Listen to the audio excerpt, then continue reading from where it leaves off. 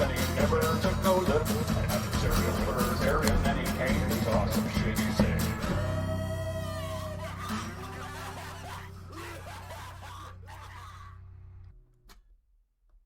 Hello, and how's it going? Here we go. Oh, God. Hi. How's it going? We're here. We did it. We're back again. Time for another one of these. Good, because some of us are looking forward to it and don't care about the draft. Yeah, well, I mean, check it out. That's cool. We can all love the draft, I guess, but, like, stop acting like there's going to be a season, right? Like, who knows? There might not be a season. And that's, I don't know, man. It's cool. I get it. Watch the draft. Come back when you're not.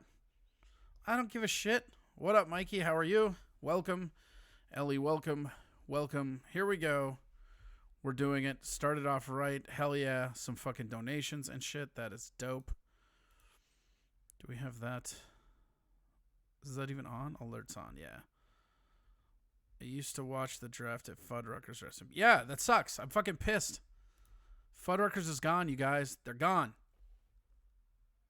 I don't know how anybody feels about that. Hello. How are we doing? Hi. We got a very weirdly eclectic and fun, odd show today. We're going to be going all over the fucking board. We'll be having all kinds of fucking weird times. Let's see how creepy we can start this off with, shall we? Hello.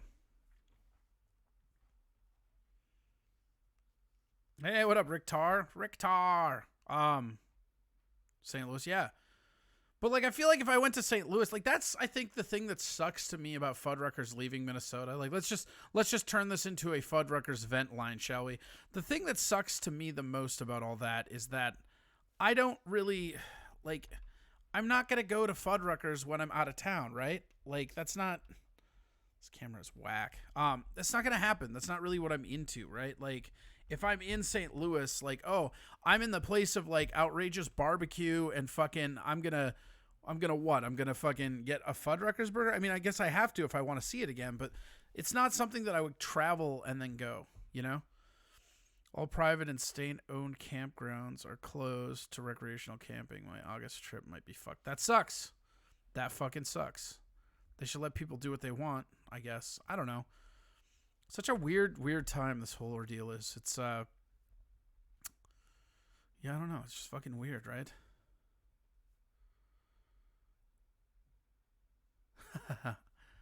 I'm in town and I'm not going there. They're terrible. Fuddruckers is not bad. Maybe the one by your house is, I guess, but, like, Fuddruckers is dope as shit. It's real good. I love some fucking Fuddruckers. Welcome back to this show. Here we are. We're on a Friday, which begins our fucking duty, right? Our tour of duty. We go Friday through Tuesday, so your Friday is our Mondays. Welcome. Here we are. Hello. I want to go to Fuddruckers when I'm fucked up at noon on Saturday. Not while I'm trying local bars and restaurants in Sioux City. Yeah, that's what I'm saying. Yeah, you're not wrong. Same exact thing. Their cookies are tits. Their burgers are tits. I like their fucking jalapeno cheese dip, man. I'm gonna miss them. They're like one of my favorite burgers in town. They might be my favorite burger in town. They were so good. Where's Tom? I don't know where Tom is. Like, we'll check in with Tom at some point. We gotta bring in the Toms, I guess. I'm here listening while working on my vehicle. At least that's allowed still. Yeah, I mean, who knows? It's really weird, though, because the numbers keep going up, but then they say it's fine. It's a very weird time, man. Like, the last 3 days, we've had 2,000 people die from this a day. That's fucking crazy. Like, here, I can show you this is what's crazy about it, right? So this is that's the cases one. The deaths, right? Check out the deaths. They go up and they hit to about here, and then it's spike up, spike down, spike up, spike down, spike up, and then the down spikes every time just keep getting higher. It's fucking crazy, right? Like, like this. I don't know, man. I like, and New York is just crushing it. Not that that's what you want to be winning in. I mean, you're talking 500 people a fucking day. Like that's nuts. And then if you go back to the nation, where are you, graphs? Nope. We don't get any more graphs. No graphs. We'll do this though. This is like my favorite, this John Hopkins one. Look at how like scary this looks. If it does it. There it goes. Oh. Look at that shit. China's starting again. It's all getting weird, guys. All of it. Fake news, go back to work. Yeah, you're not wrong. You may appreciate this. In the city, it's hard to find a chain. If one McDonald's I know of near me, other than that, local restaurants. That's cool. How are they? Are they letting them stay open? Like, what are they doing? What are they doing for all that shit? Like, where you're at, Rick? Like, are they? You should just call in. Do you want Rick? Are you around Facebook? Can I call you right now? I will call you and check in with you right now. Or wait, you don't even Facebook, right? That's fucking. Or do you? I always forget. It's not Ricktar. It's never Ricktar. Why isn't it Ricktar? Whatever. Mikey's playing with the Nightbot. If you like the Nightbot, you can send him things. Curbside? Okay. Can't call in. Poor guy. It's weird how all these numbers keep going up and down, and like it looks like it's just sweeping from one side to the next. I mean, people say that they don't understand that, but like from New York, where this was like the epicenter, and then it's just kind of onion blossomed out. And all these dots, like except for Los Angeles, California, and Seattle, these ones had outbreaks, but the main epicenter of the outbreak is New York. And it just feels like it's coming in, you know? I mean, like look at Chicago. Look at like fucking Detroit. Like, that shit's crazy. Wayne, Michigan.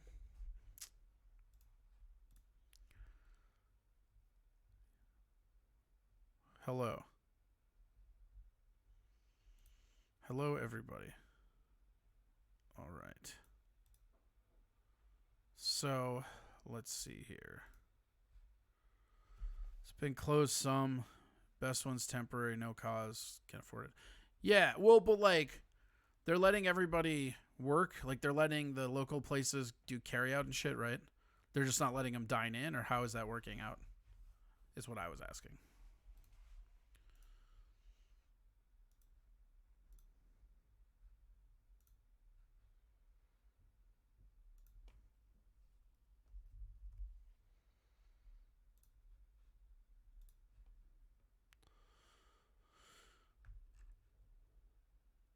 There's some closed of the best ones. No, I agree with that. All right, well, whatever. You guys are not responding fast enough to keep up a conversation. Type faster, Rick. I know you can do it. Yeah, order to go. Free bottles of wine. Or lose with order. Weird. Or booze, yeah. So you can have to go, like, liquor now? That's so funny. How close are we to legalizing the roadie, though, right? Like, the roadie's got to be coming. At some point, man, that roadie.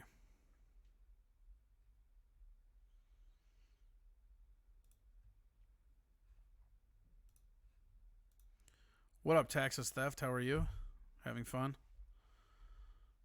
Welcome to the show. We're starting off real slow today. Today's a real slow one. Just kind of rolling in, stretching, getting ready. They always do it, but now it's legal. Yeah, well, I mean, I'm just saying, like, how close are we to having the Road Rocket be legal? Like, fucking, yeah, I was drinking. It's quarantine.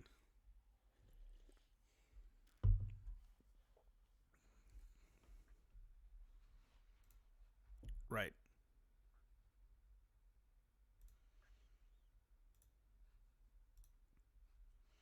Let's call Kelly. Because I want to.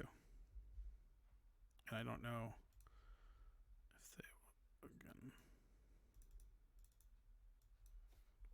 it goes. Crap.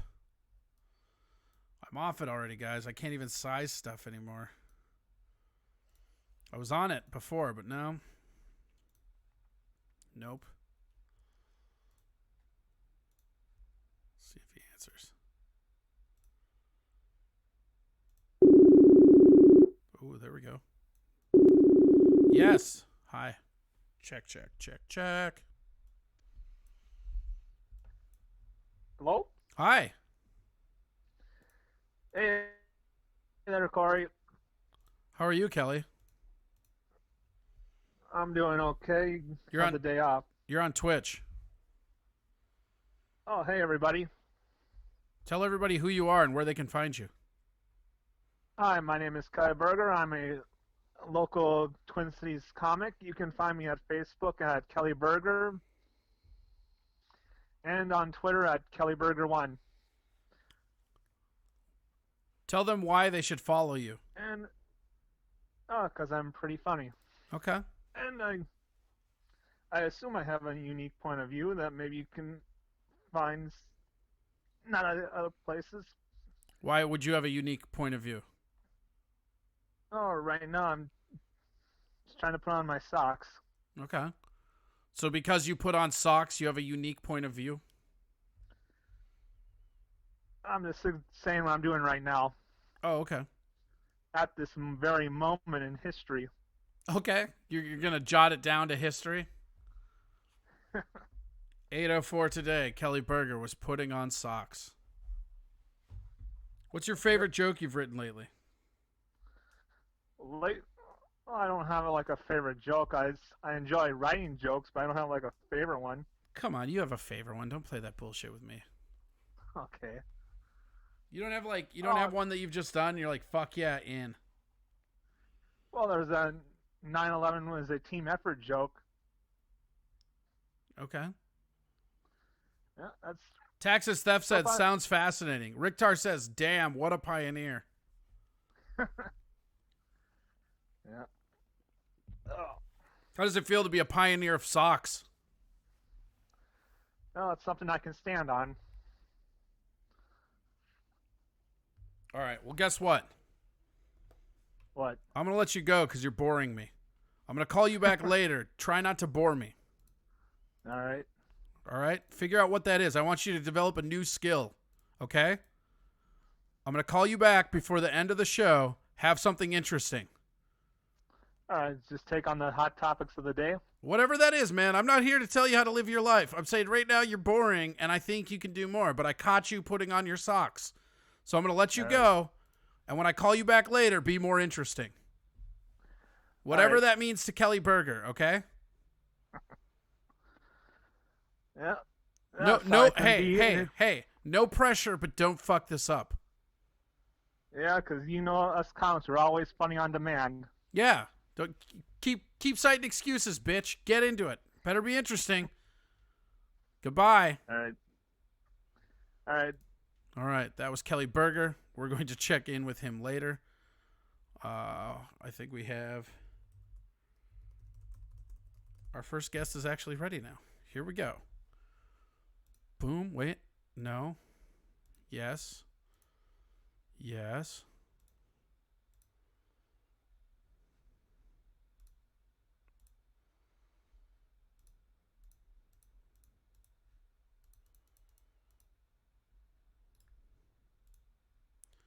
Yeah, we'll do this one. This one will work. Sometimes with these people, yeah, he's actually very funny, and he's going to be... Here's the thing with Kelly. Kelly's awesome, and he was just, like, phoning it in. Like, and he didn't... To his defense, he didn't know I was going to call him. You know, like, sometimes I just fucking want to fuck with people. And he wasn't ready, but now he knows he's going to be fucked with. So now he'll be prepared. And when we call him back, who knows what that'll look like. It's going to be awesome. Maybe. Might suck, too. Here we go.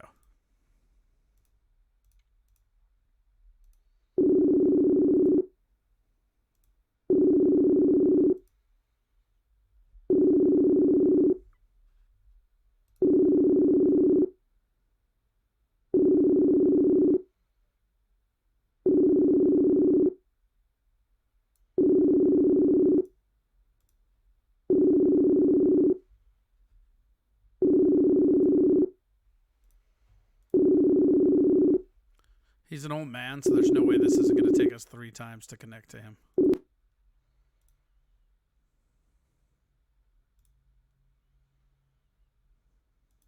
Here we go. He just said, try that again.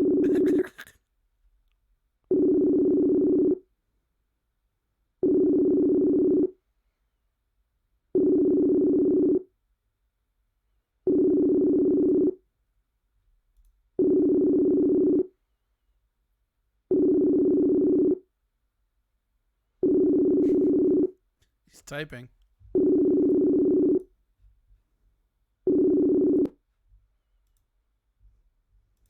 Try this.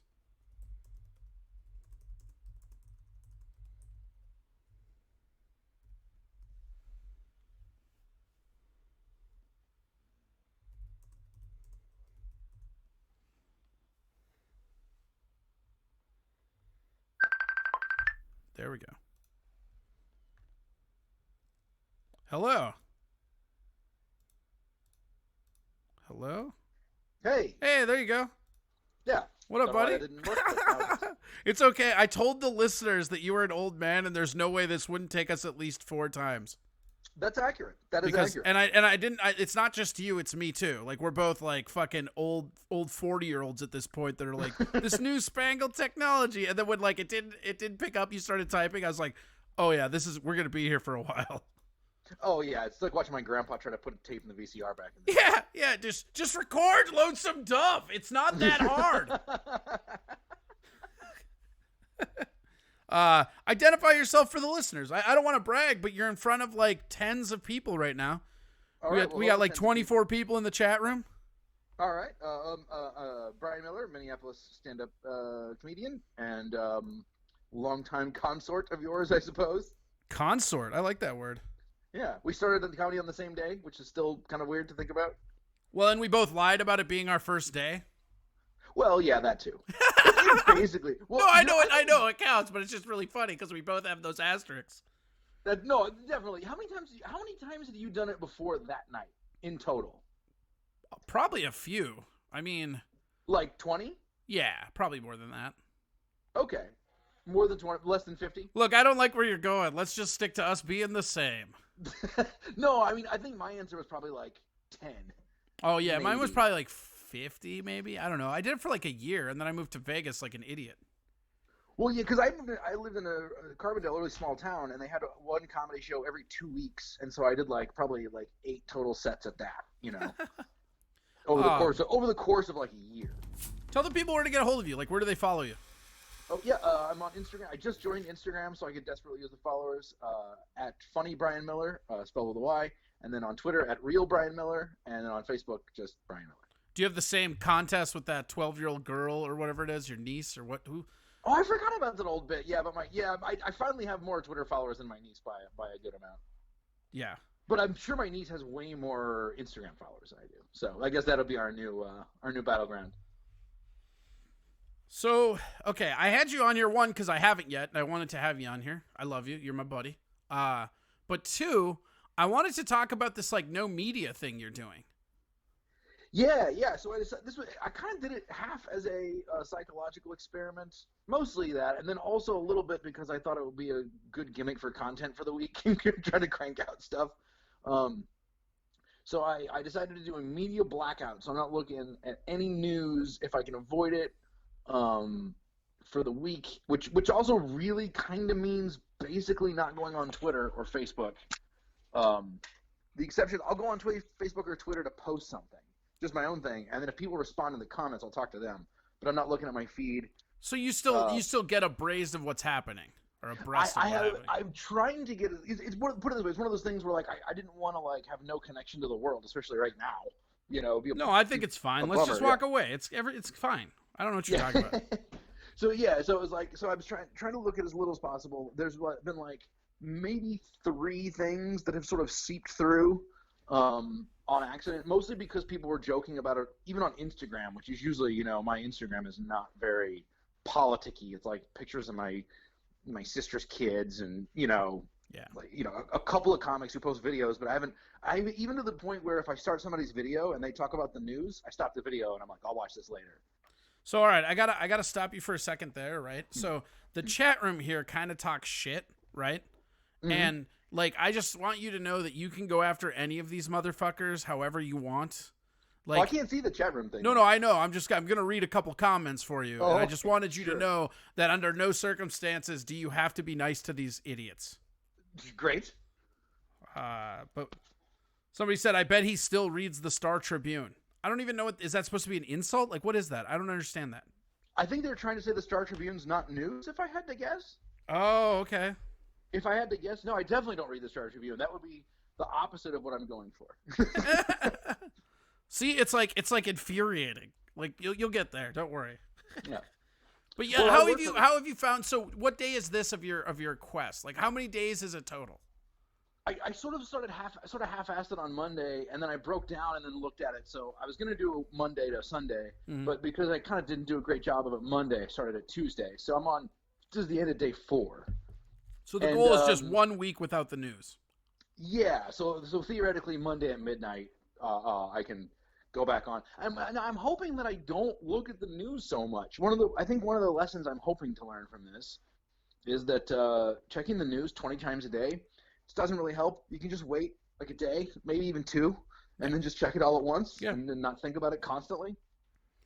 That's what I've always done is I'll wake up and I'll just do, because like the weird thing about the news is, to me, and I know you and I have different political ideas, but like the weird thing to me about the news is like I'm just so skeptical. I end up having to verify everything I read by like 3 or 4 sources, because like even sources I trust like Reuters or like AP, I'll find a story where they're taking a study kind of out of context, and then I have to, like, before I know it, I spent fucking like 4 days researching some semantical like just dead end that has nothing to do with the issue I was actually looking into.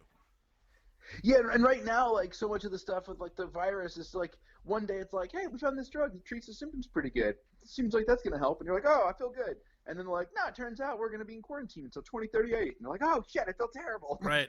It's Well, and I saw something coaster. a while ago that just had like some doctors, and they were just saying like the stuff that behaves like nothing they've ever seen. And to me, that was kind of a real like aha moment, because it was like, these are the actual specialists in the trenches. These are the people that are supposed to tell you like what this is doing. And they're like, hey man, I have no idea. And that's where I kind of like loosened up a little bit. I'm like, nobody has any idea. Like if those guys don't know, then nobody knows. Well, and then, like, it feels like there's, like, news happening about this all the time, but if you take a big step back, it feels like there's this big up and down, but it's actually a pretty consistent line right now.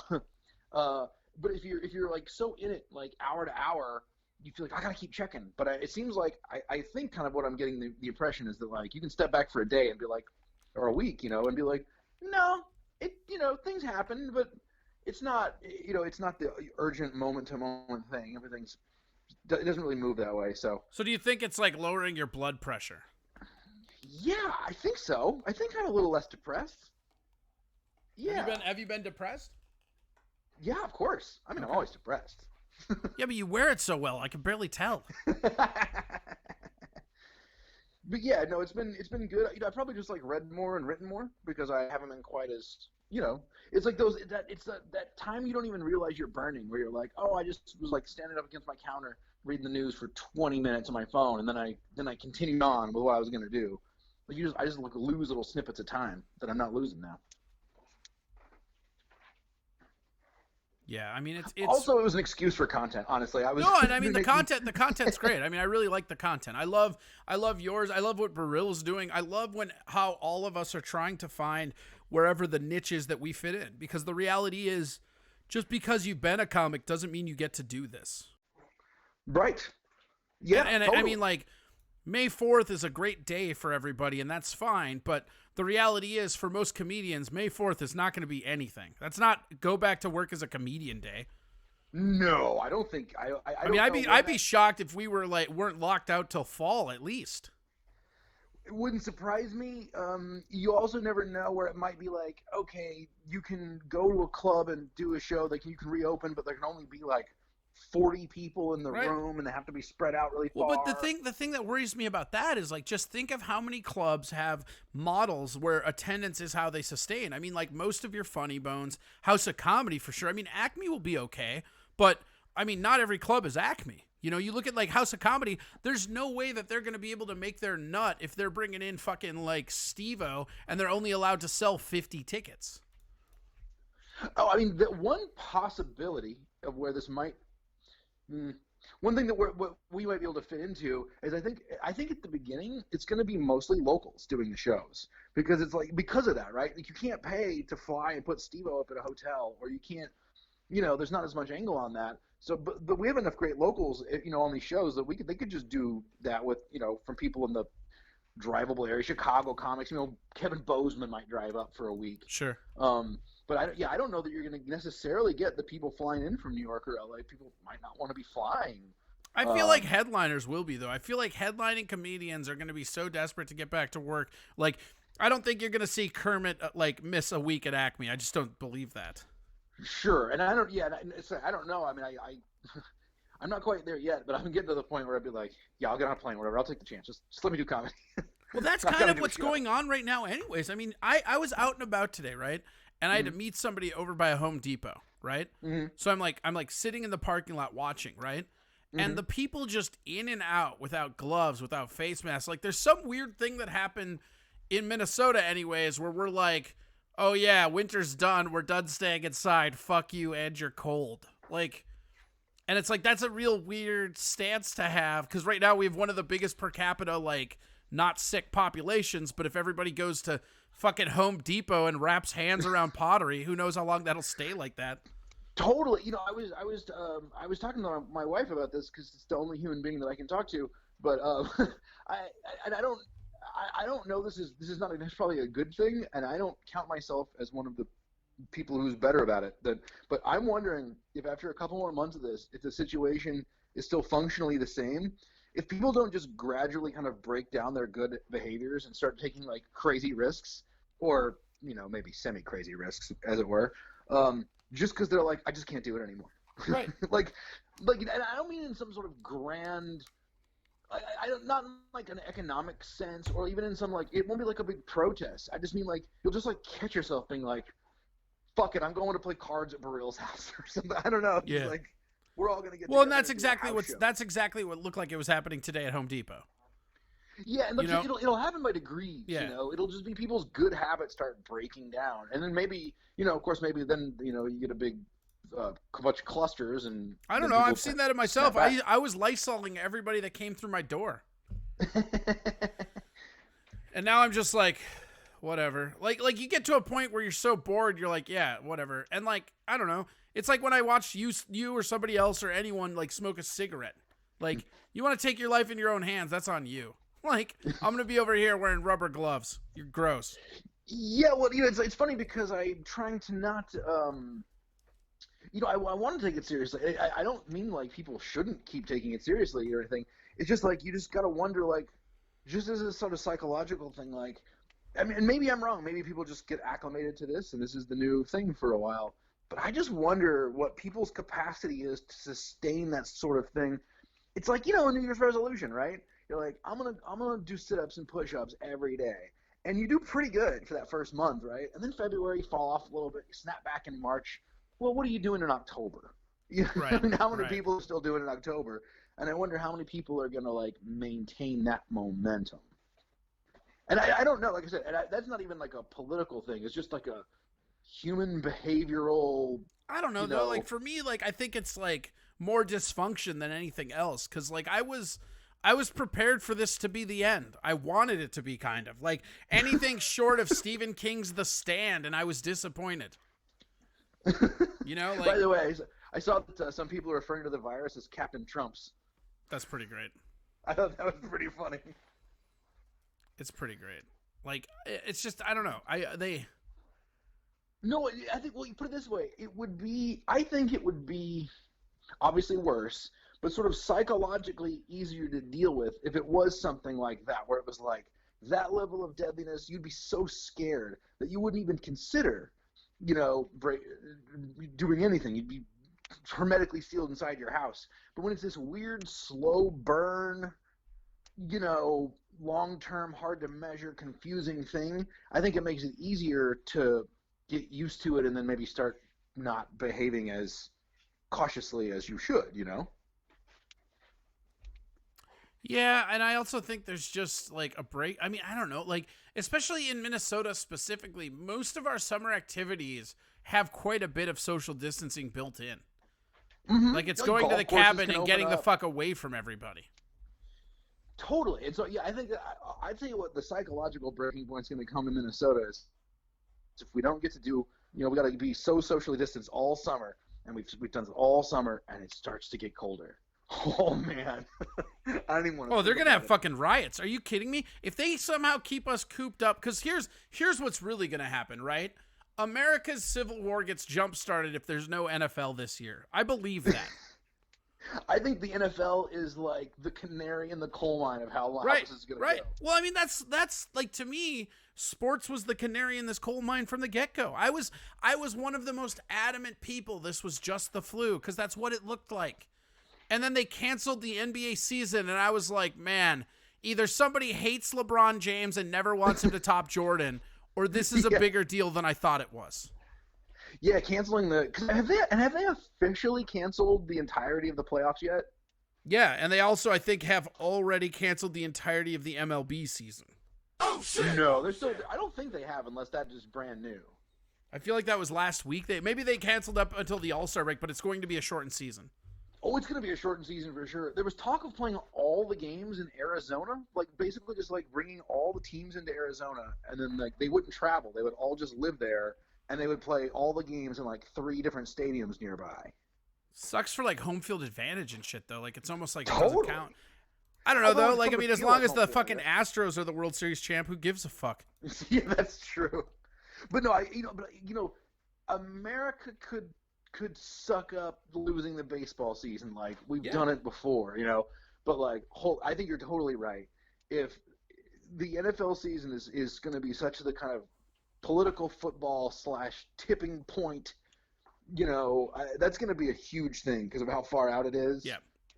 And like, even if they're like, hey, we're going to have a shortened season, it's going to start in November, but it's cool. People will be pissed when there's no football in September, but knowing there's football in October or November, going maybe a little later, you're like, okay, we can get there, But that, oof, man, I agree. No football is going to be a huge psychological blow to people.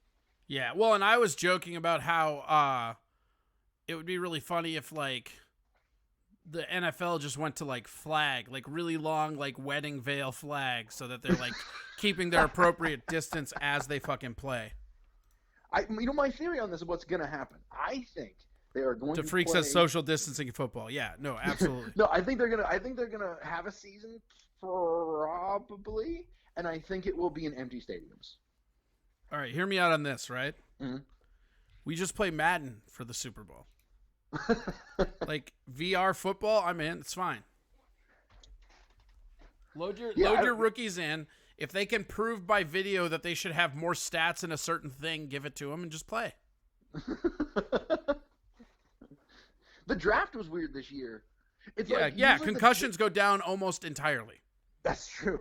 The draft was weird because like usually the draft is like big and long and all this pageantry. And then this year it was like probably what it should have been, which is like a little shorter and a little more compressed. But it's like this is the one time where we actually I would have been okay with the big fancy draft because like what the hell else do I have to do? Right. Well, and exactly. It's interesting to watch the draft specifically because you watch some of the monetization of the draft and how it's being inefficient as a result, Like, but at the same time, it's pretty sad to watch Roger Goodell basically like skull clap with like 8 people who are all doing. It looked like the most underfunded episode of Hollywood Squares I've ever seen. Yeah, it was very weird. And it was like shades of Jeb Bush's "Please Clap." He's like, "Come on, Viking fans, please skull chant." Yeah. Yeah, the other interesting thing is like with the season being something of a question mark, some of these trades, like the Tom Brady trade and the Gronk thing could turn out to be just a massive disaster. Yeah. Because like those guys have such a shelf life that if you traded anything for them, like you're not going to get either a pick or money or anything, like that is going to be burned. Have you seen like, so when you aren't looking at news, even like entertainment gossip, like none of it? I haven't tried to avoid it, but just because it kind of is a crossover of news. Like, but I mean, when you're saying news, like your main agenda was political, right?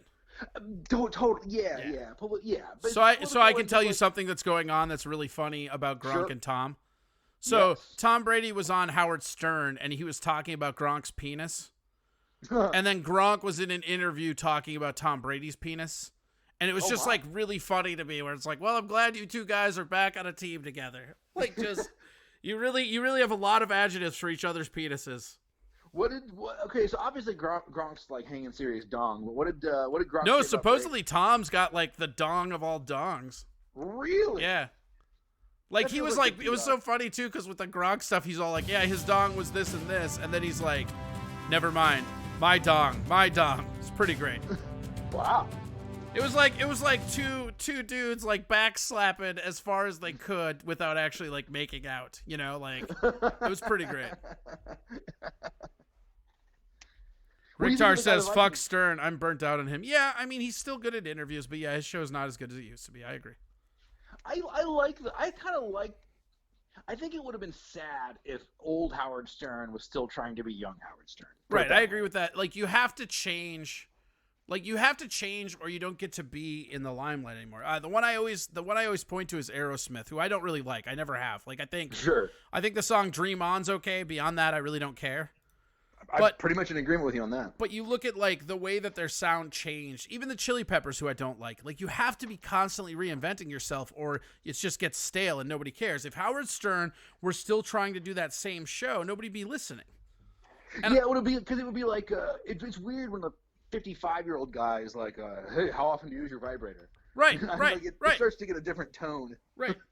And the other thing too is that with Stern, there was like this weird magic when he was trying to tiptoe around the FCC that kind of went away when he was on XM. Like, so instead of using innuendo, he could just flat out say what he was trying to say. And some of the stuff, like the celebrity interviews got better, but almost every other aspect of the show got worse. Oh, absolutely. It's why I still, even though I love Curb Your Enthusiasm, Seinfeld makes me laugh harder because they had those NBC restrictions, and they, you know, like so much of good art comes out of figuring out ways around the restrictions, like all creative solutions. Mm-hmm. Yeah, well, I mean, that's a bold stance. So Seinfeld over Curb, huh? I mean, I love Curb. This season especially was fantastic, but yeah, I find myself rewatching Seinfeld more. It's you know, Master of Your Domain is like just particularly funny, and they would never have done that on Curb because you could have just said like, oh, I was jerking off. Ricktar said, I don't care about the strippers. He had a style that made people fear coming in there, and now they just don't. I kind of agree. Like, it's gotten a bit softer, for sure. And Richard and Sal are the breadwinners. Yeah, I would say Richard and Sal are one of the best parts of the show right now. I haven't listened to it really much in a long time. Really? No, I have Sirius, but it's only my car, and where the fuck am I driving? Yeah, that's kind of it. I just have it on the background of my car sometimes, but like, I don't know. Ever since I got that like premium Spotify membership, it's always just Spotify. Yeah, I mean, I kind of miss the salad days of like Artie. But yeah, Artie was awesome. What I missed was like Tailspin Artie. Like right before he got fired, but like you could tell that like Howard was trying to rein him in, and he was like, "Fuck you, Howard." That shit was awesome. Yeah, he's. Have you seen a picture of Artie in the last like few months? His nose you're talking about? It's something else. Yeah. I actually, you know what I'm going to do? I'm going to find that link real quick to his nose. Cause yeah, I saw like a court case of him like a year ago, maybe less than a year ago. And like when he appeared in court, his nose, holy shit. Yeah, because somebody was like, "Oh, I saw a picture of Artie Laney. He looks really bad." And I was like, "No, he's looked pretty bad for a while." And they're like, "No, this is different." And I clicked on it. I was like, "Oh, Jesus." Yeah, this is the one I'm talking about. It looks like somebody stepped on his nose. Yeah, like if you made a clay mask of Artie and then somebody stepped on it on accident, like, "Oh no," I forever smushed that nose. He's still alive though. You gotta give it to him, man. I don't know. Like, look at that shit. It's so crazy. It looks like a fucking Smurf head. Yeah. Well, it's like the rest of him's not looking great either, but then that really drags everything else down. Holy shit. You want to know something crazy? Huh. In this picture, right? Like where he's got his nose smushed and he's got the gray flowing hair. You know who he kind of looks like? Paul Allen. Oh, sure. Yeah. Like if somebody like Paul Allen is a Paul local Allen dungeon for a newscaster. year. Yeah, here, hold on. I'm going to Google Paul Allen so they can see him. Dude, no lie. Yeah, I can see that. I used to do a radio segment with Paul Allen. For Yeah, a right hot there, minute. dude. Tell me that's not it. Oh man, that's so it. Oh god. There it is. Yeah. You should send that to Paul Allen and see if he's flattered by the comparison. No, hell no. Dude, they look identical. Are we sure that's not Paul Allen? It'd be weird if you did so much coke that you became a really good game caller. Just start fucking calling out fucking races. Well, nobody's there, and you're like, and it's widows burning coming down the forlong going here. So what are you doing to keep your sanity now if you're not able to just throw all your emotions into news?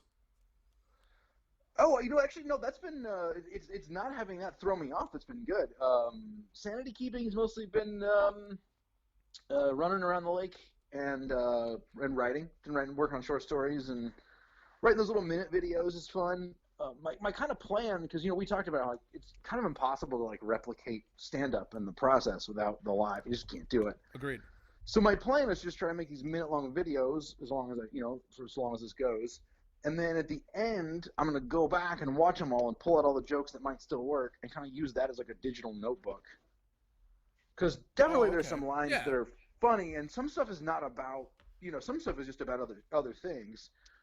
And I love what you're doing with that too. For those that don't know the concept, like you're reporting the news as if you had seen it. I love that angle of it. It really has a real like police squad vibe to it because of that.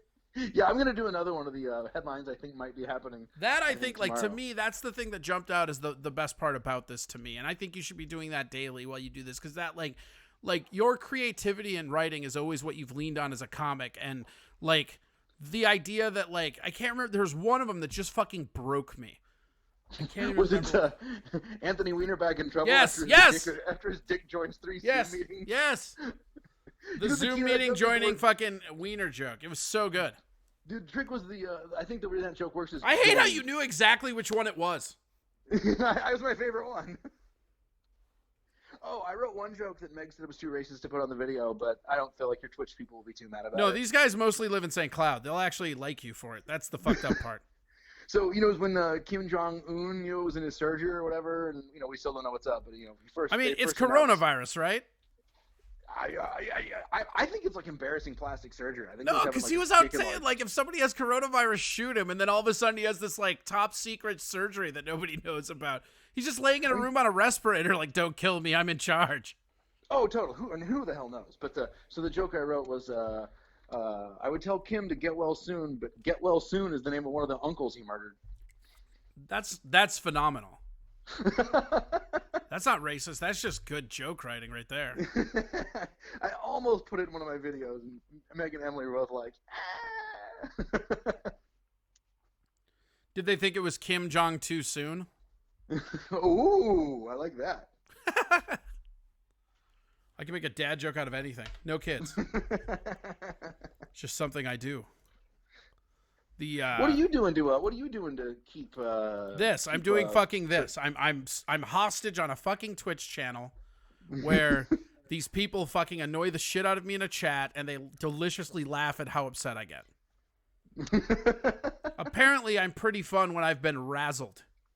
This is the 26th episode of this show, and the only thing I've learned is that these fucking vampires of human beings like it when I get razzled. So they basically like it when you do a me. Yes, yeah, they like turning me into you. Oh shit! Because you never lose your shit at open mics, really. No, I don't care about open mics. Never. There's something weird, like here I'm actually pandering for money. By the way, go to Venmo, Corey Adam Comedy, huh? And there's something about this that just means more to me when people get mad at. Like, I think it's because I can't see them. Well, sure. Like if I'm at an open mic and somebody's talking shit to me, I can look them directly in the eyes and just realize what a fucking moron this person is. Like usually if somebody's fighting with me in person, I can look them in the eyes and find at least two things that I pity them for about their appearance. And then it just doesn't, like, the anger goes away. That's how I control my fucking hothead Italian blood, man. Like, no lie, my whole life. When I start to get angry, I pick apart something about them that's making them make me angry, and then I just feel bad for them. Like, my anger always... I'm not saying it's... What? You never really flip your shit. Like, no, because you can't let me. You get mad about off-stage stuff, never on-stage stuff. No, and I get more angry about the way people treat my friends than the way they treat me. Like, I understand. That's absolutely true. I understand who I am, and I understand that I deserve a lot of what I get. Like, I get that. That is absolutely true, though. You're 100% correct on that. Like, if people fuck with you on stage and you're just like grinning about it, but if somebody's like yelling at your friend and you're off stage, right? Like, I mean, all the times I've charged stages was because somebody was fucking with one of my friends. Oh, absolutely. That's actually something that we should talk about. Like, I was just visiting with Maddock about it. It's like, do you remember what like a Wild West of fighting comedy used to be? Yeah, it's weird. Like, it's weird that it seems so weird now because it seemed normal then. Like, it's like we started comedy right before there was some sort of social or cultural I always change. like to think of it. Yeah, I always think of it like the West, right? It's like a Western movie, and we came in with the last group that saw it before it got industrialized. Totally, absolutely. But we weren't creatures of that era, so like we thrived in the new era. Yeah, right. Like we sort of like came up while it was changing, so it was like we're like hunting down cowboys on motorcycles. Well, because the reason it occurred to me one time is I remember thinking like, oh man, it's been a really long time since I've seen somebody get in a fight on stage or immediately off stage or whatever, audience member charge the stage. And then I was like, oh yeah, that used to happen kind of a lot. Like, yeah. Well, we consider figured it out. I can't remember who I was talking to. I think it might have been Horner. But we figured it out on average when you and I started comedy. There was one fight a week within the scene. Like, not every venue, but, like, there'd be one at Willie's. Sure. There'd be one at Grumpy's. There'd be one at Station 4. There'd be one at fucking, wherever. Like, every week there was one. One a week feels high, but, like, one a month feels low. I don't know, man. I feel like DeFreak says Willie's for life. I was going to say, something tells me the closure of Willie's had something to do with the significant decrease in They fighting. went down before that, you asshole. Fuck you. But no, it was because and also Willie's got closed because of a shooting. All right, it wasn't a fight. It wasn't a fucking fight. If people could stick to the fisticuffs, we'd still have an open mic there. But no. But yeah, but it wasn't really. All joking aside, it wasn't just Willie's. Like there was the Spring Street incident, the Palmer's incident. A guy rushed me on stage, or tried to. He was too drunk to finish. But a guy tried to hit me at the old Fargo Club. Which one? Wait, Fargo or... Oh, no, that was the Moorhead one. The Fargo one was like second level or something like that. Oh, yeah. No, this was like the end of Courtney's. Sure. When it was over in Moorhead. But yeah, that's just what used to happen, like... Or House of Comedy. I had a guy kind of threaten some shit at House of Comedy. I saw some other people threaten some stuff at House of Comedy. One of my favorite things that ever happened, I was at a House of Comedy, and this dude went to go charge the stage.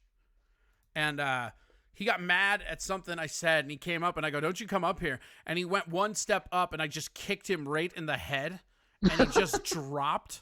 So I get off stage, and he gets up, and he's, like, looking around, like, all fucking surprised that it happened, And this is, like, I wasn't even working there then.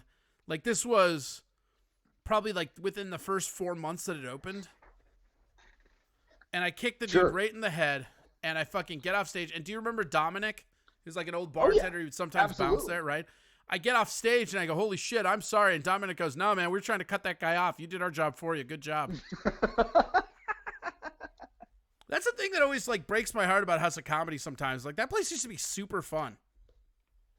Yeah. Hey, so by the way, why do you think there's so much less fighting? Because like I said, it wasn't just comics fighting by any stretch. I think it's just society. I think people I think the era of the internet took people to take a joke better. Like you just learned that like words don't really matter even if you think they do type shit. Because like there was also a lot more I feel like, and I have I have no metric for this. I've done no research, right? This is just my gut impression, is I feel like kids aren't fighting as much as we were as kids anyways. There's like something about like corporal punishment coming out that probably like made it a little bit more, I don't know. But it's like, I feel like as a society, we don't fight as much anymore. I mean, I don't even, like, even aside from comedy, like when we were in our 20s, you go through the bars and there was always a bar fight.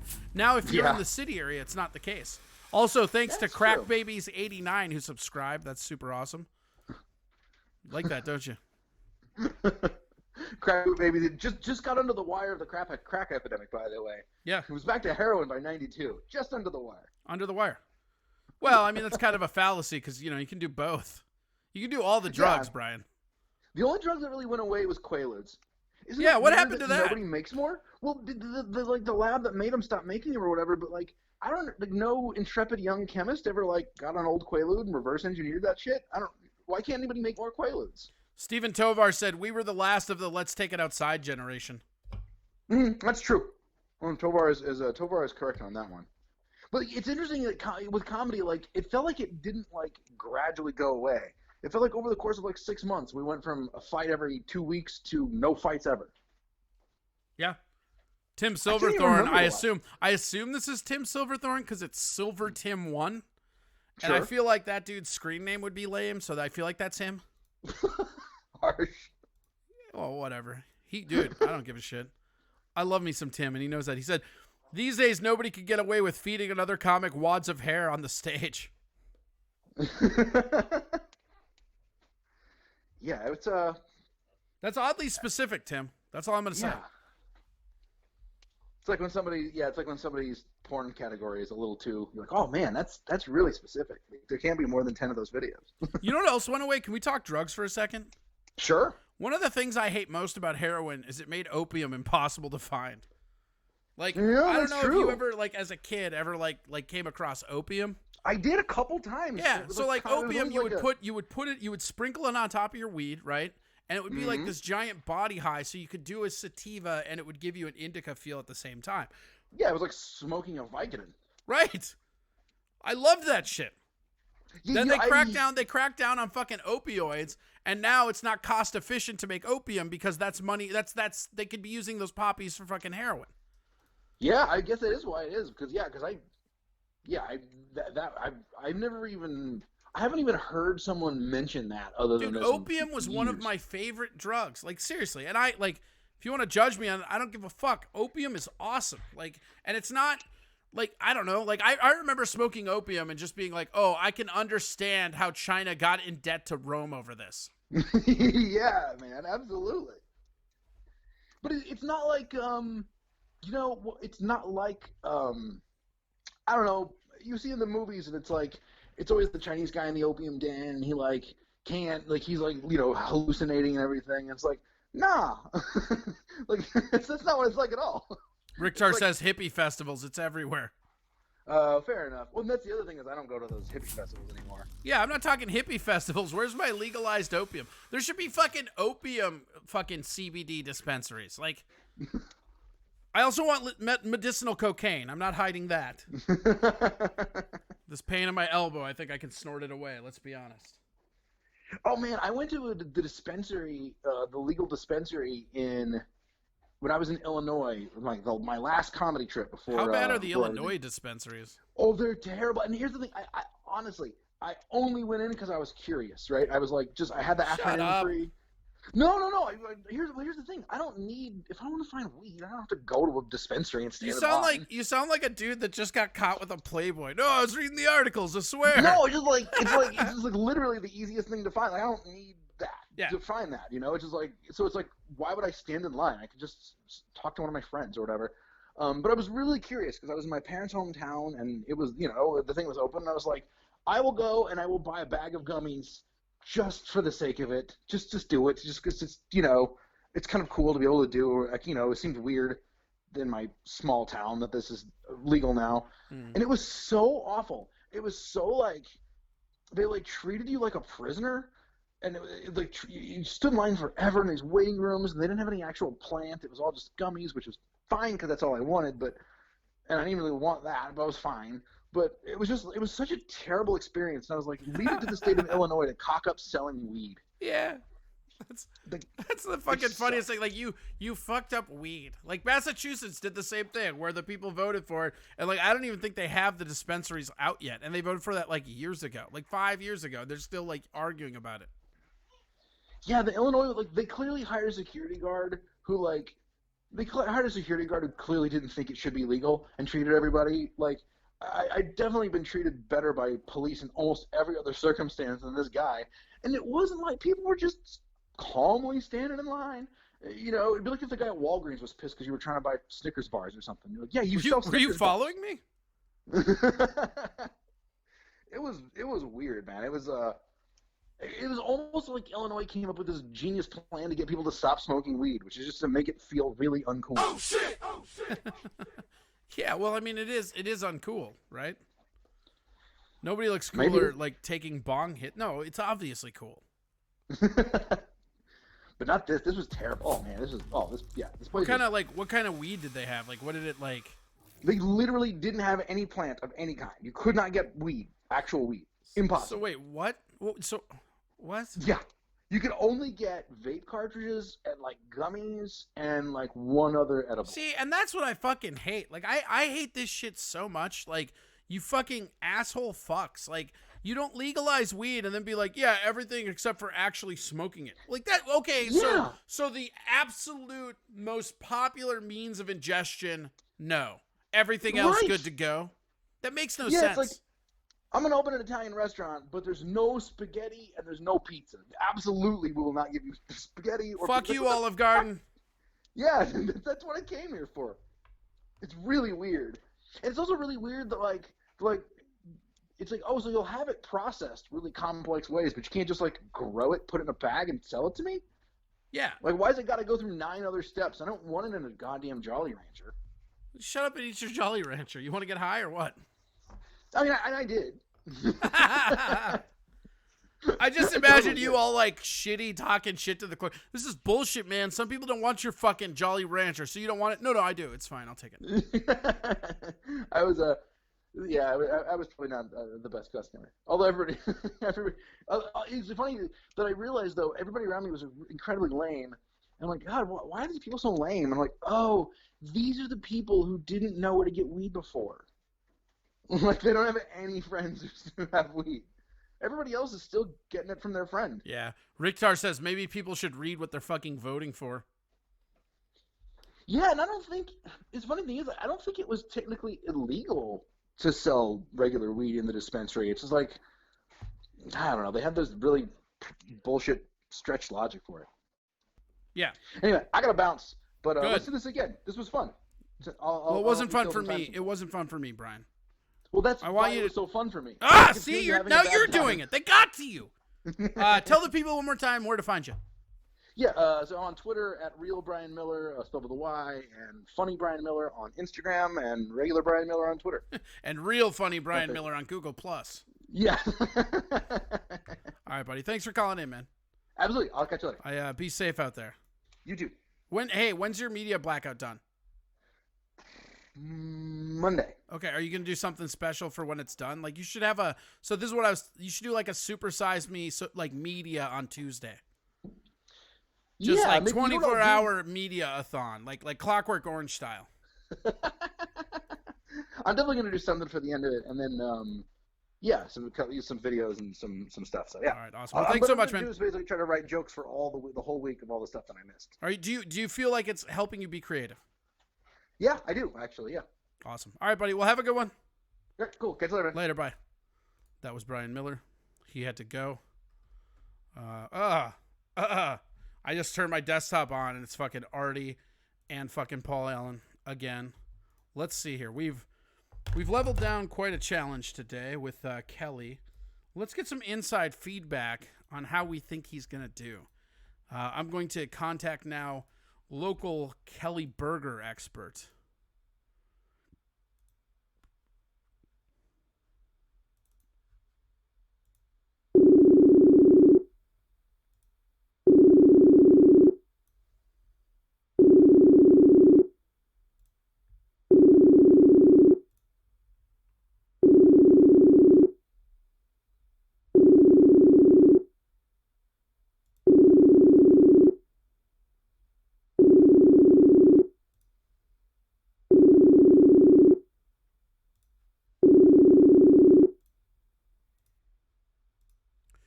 Not there. It's not there. So what should we do now? Should we do some news stories? Yeah, Kelly Berger expert. Should we? You know what? Doima is a man that fancies himself a Kelly Berger expert too. I know this. I just want a bunch of feedback in about how we think he's gonna do, because I just I'm very curious about this. I know he's taking it seriously, which that to me is the funniest part of all this. Because he's gonna come with some shit probably. Would be my guess.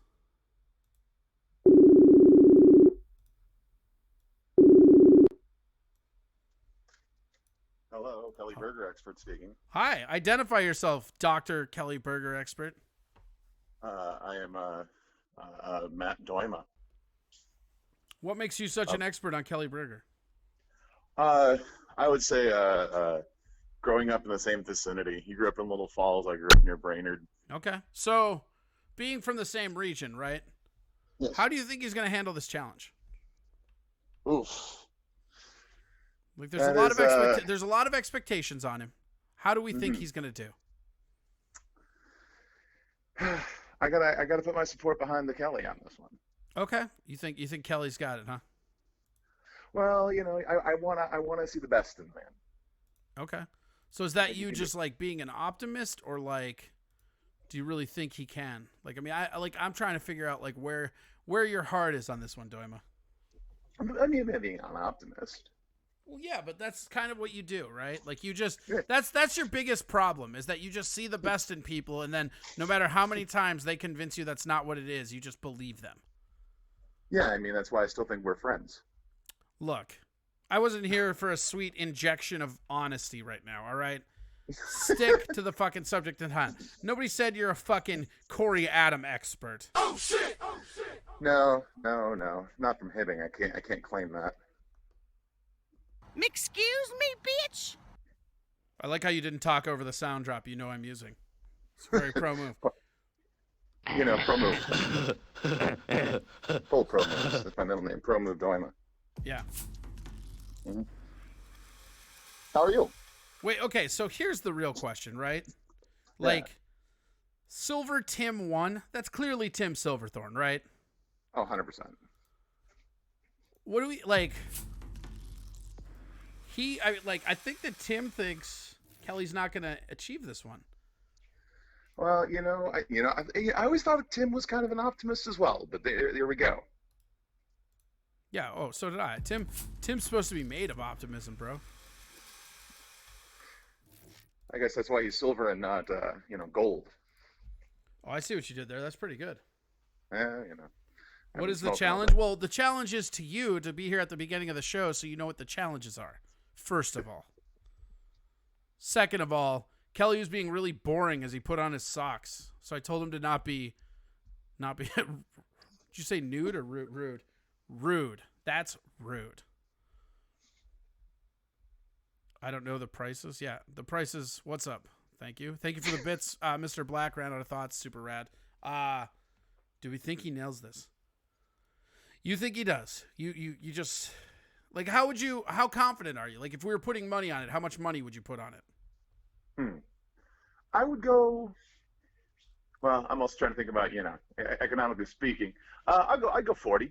I put 40 on that. Okay. It's a reasonable amount, but I'm not going to be super mad if I lose it. I like that. That's you know what I like about you is that, and I don't think you get enough credit for this. You have a very responsible method of your responsibility. I know. You're I'll gamble on this arbitrary thing, but I'm not gonna fucking gamble a lot. Yeah, even in my imagination, I still have to be realistic. How's your podcast going? Good. We just had Tovar on. Nice. Yeah, his episode's coming out Tuesday. We're recording with Wendy Mayberry. Oh, nice. Coming up here. She actually asked us. Yeah, well, then, she's on the promo tour for a new album. I know, but it was still really cool to have her reach out. I should have her on here. Be fun. Well, that'd be great. Wendy's phenomenal. I'm really excited to record with her. Wendy's awesome. Eventually, we're going to hopefully work it out to get you on. And yeah, dude, I'll do it. That'll be fun. Yeah, and then Tuesday we're recording with, do you know Sean Jordan? No. He's out of Sioux Falls, but he did a bunch of stuff out in LA too. He's on that podcast with Ian Carmel from late night, that all fantasy everything. Sure. I don't know. It's a fun guy. He's a funny dude. He's done some shit with Benson too. So yeah, that'll be fun. Working with that, and then got a new logo that we're going to be coming out here real soon with. That was designed by James Stanley. All right. So that's gonna be pretty yeah. dope. Just keep dropping. You're right. We got nothing better to do than listen to your promo drops. Well, no, it's still. I mean, you asked me how the podcast was going, Right, so. and then you launched into a 5-minute tirade of promoting every fucking episode that's ever happened. We just released one with Moby Koob that was just out on Tuesday. Actually, that was the last one we recorded before all the shit had to get locked down. So that's our last IRL recording. Oh shit! I'm leaving you now. You're boring me. That's all right. You have a good night, Corey. Goodbye. Matt Doima, everybody. Let's see what fucking Tim's up to. I'm going to call Tim. Fuck that. Let's do it.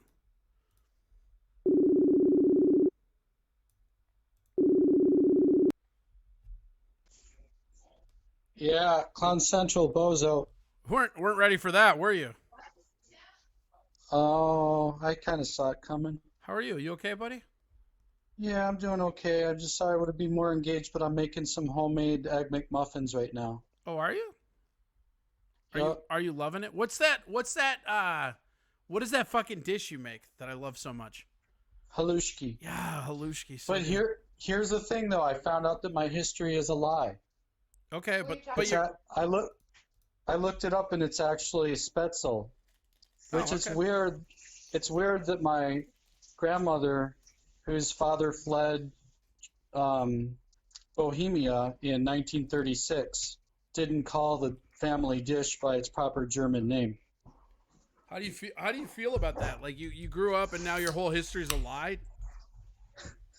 Well, to be honest, halushki noodles and Spetzel they're pretty close in how they're, but technically it's German Spetzel. Okay. Well, now Hopefully I'm saying it right. I've I've only been seen lied it to. from- Spatzel's way easier to remember than what? John Kalushki? What is that?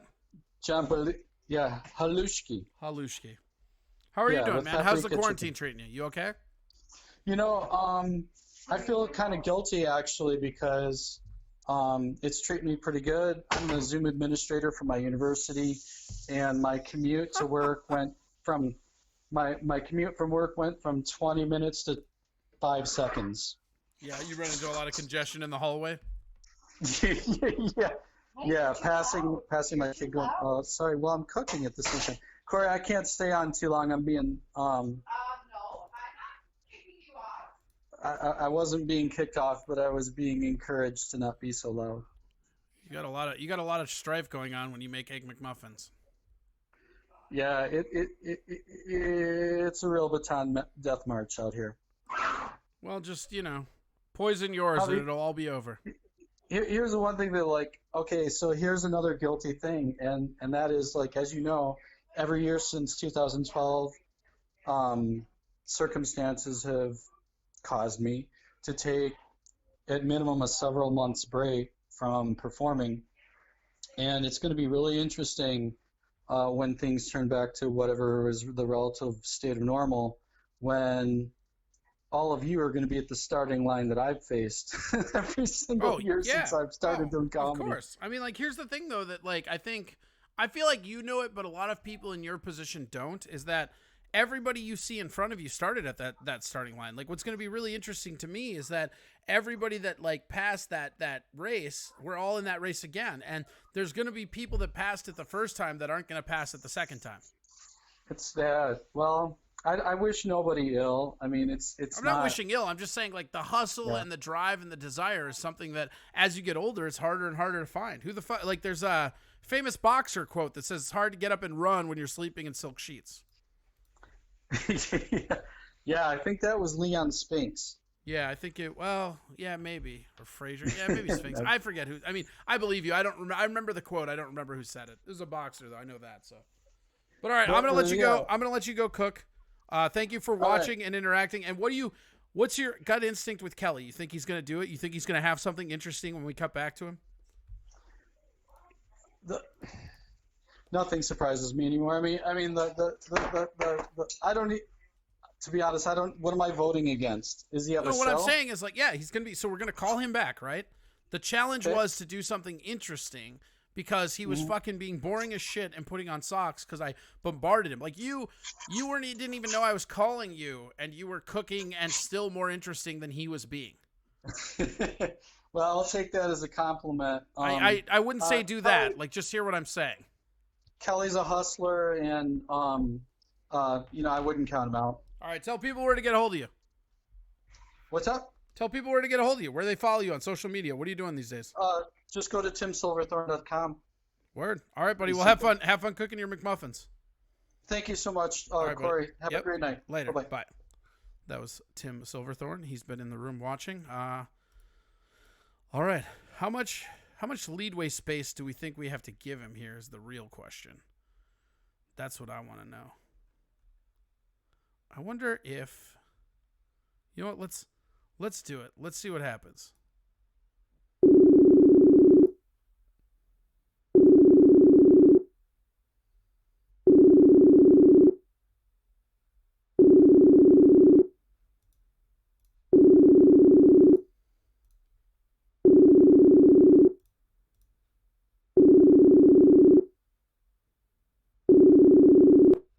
Nothing.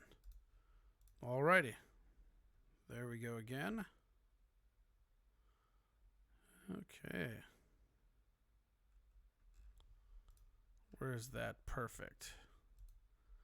I'm curious if Kelly will nail this or not. I'm really interested to see what he will do. But yeah. How are we doing? Dude, what kind of socks? I don't know. I didn't ask what kind of socks, and I probably think I should have. I think I fell asleep. What happened? What do you mean?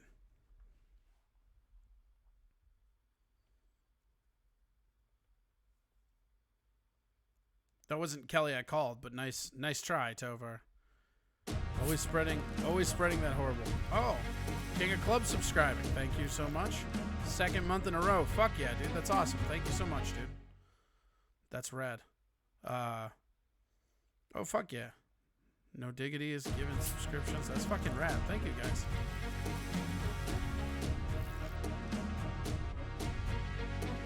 Just listen to that sweet, sweet music. Oh. Listen to that music. Oh. What should we talk about? Should we talk about news? Oh, shit. Hype train. Incoming hype train. Here we go. Look at that shit. Look at it. Look at all that stuff. You now have a limited time to earn exclusive emotes. Ooh, shit. There we go. There we go. Here comes the hype train. We're going. We're going. Kelly just said, I'm listening to your Twitch. The phone is not ringing. Yeah. We haven't called you yet. Hype train. Hype train is going. Johnny. I tried calling Johnny. Johnny didn't pick up. Big shock. Sad. Oh, here we go. Oh, I think I got something awesome. Let's do this. Hype train. Level 2. Already at level 2. Oh, shit. Oh, shit. Cheeseburger pie going nuts. Oh, shit. Look at that. It went from 0 to like 100% immediately. Boom. Holy fuck. That was awesome. Thank you, Cheeseburger Pie. That was fucking great. My yarbles. Hype train. Everybody's getting this is fucking awesome. Thank you, Cheeseburger Pie. That's fucking rad. Oh, shit. Oh, shit. Yeah. Fuck yeah. Oh, shit. Oh, shit. Oh, shit. Excuse me, bitch. We're getting a bunch of them. We're just gonna. Oh, shit. Oh, shit. We're going all sound effects all day on this one. Oh, shit. Oh, shit. That's fucking great. It's just like level 4. Boom. What the fuck? Yeah, right on time there. It just went from like 1 to 4 immediately. That was one of the craziest things I've ever seen in my life. Cheeseburger Pie, that was amazing. You are daddy now, I guess. That's fucking crazy. Bonanza! I just sounded like a Mr. Black set. Oh, why? Because of this?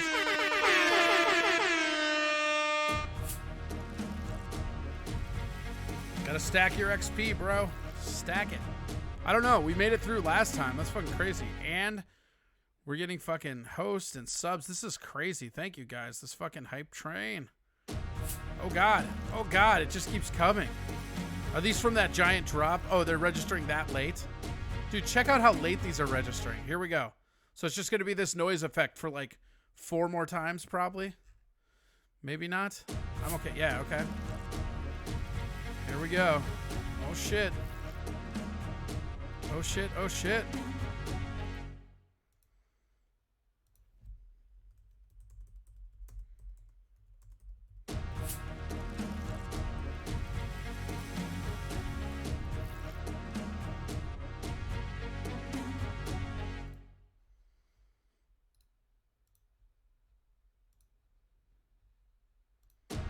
Dude, that's awesome. That's so crazy. And I think we got your next guest coming. Oh, that's fucking great.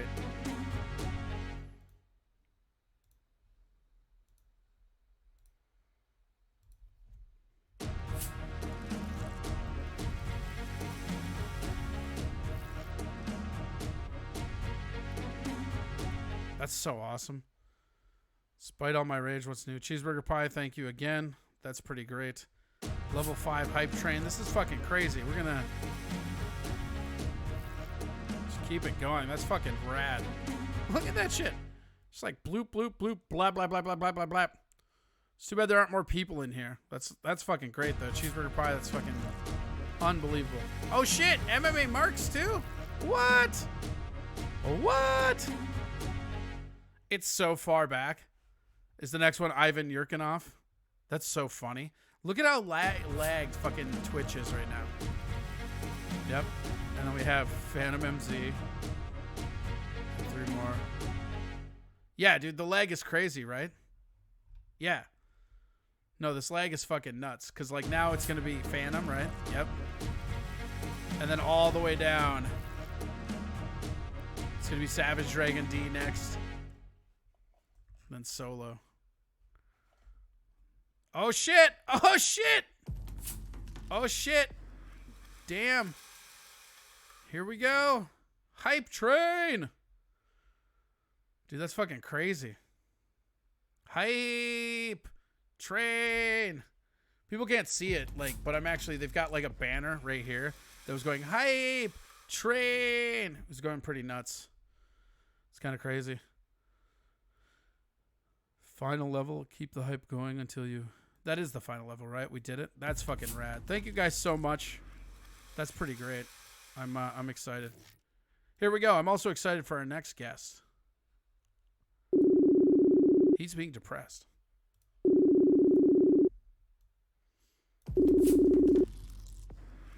Hello. Oh, hi. I'm looking for the sad pile of Facebook. That's me. Oh, hi. How are you, buddy? Very good. Well, not really, but I'm alive. All right. Well, identify to the listeners who you are. What? Identify to the listeners who you are. Any words, guys? I'm a comedian that lives in LA now. I don't want to brag, but you're being broadcast in front of 32 people, man. 32. Well, on my live, I was broadcasted in front of 12. So well, there you go. I'm upping up my life. How are you? You okay? You said you doing all right? How you doing? I am on paper. I'm doing fine. Mentally, I'm going crazy. Why are you going crazy mentally? I haven't done stand-up in over a month. I know. Isn't it nerve-wracking to just think how rusty all of us are gonna be? Not even that, but just all the money that I'm not making. Oh, I know. I mean, like, when they first announced it, I lost out on $3,000 just on paper. But now nobody's booking anything, so it's probably closer to like $6,000 or $9,000 at this point. You know? Yeah, I stopped doing the math after I got to $5,000, because then I started thinking about merchandise, and just it's bad. And then all of my tours with Godfrey got canceled. I had a lot of dates with Godfrey coming up. They all got canceled. Oh God, that's the worst. Yeah, I just got passed at the Funny Bone when this happened. So then when it's all back to normal, I gotta like hit him up and be like, "Hey, remember when you passed me and then didn't give me a date and then everything happened? Yuck." Yeah, it's crazy. And then I now have all these shirts that I'm trying to sell. I've been selling a few online and through like Instagram shows and all that jazz, but it's still a lot of shirts. Cause I ordered I ordered 80. Cause whenever I work with Godfrey, I always sell out. So I just ordered like 80 t-shirts. Yeah. And then now I'm just sitting on 80 t-shirts that I already paid for. Yeah. So.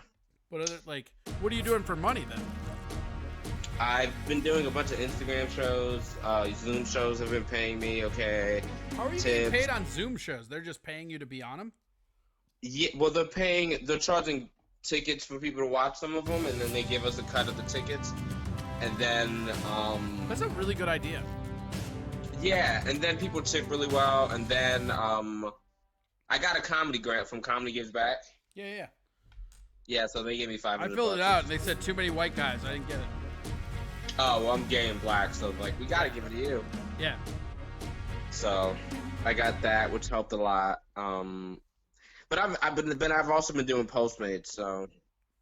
I just we're on Twitch, right? That's where the show airs, Friday through Tuesday, 7:30 through 10:30, right?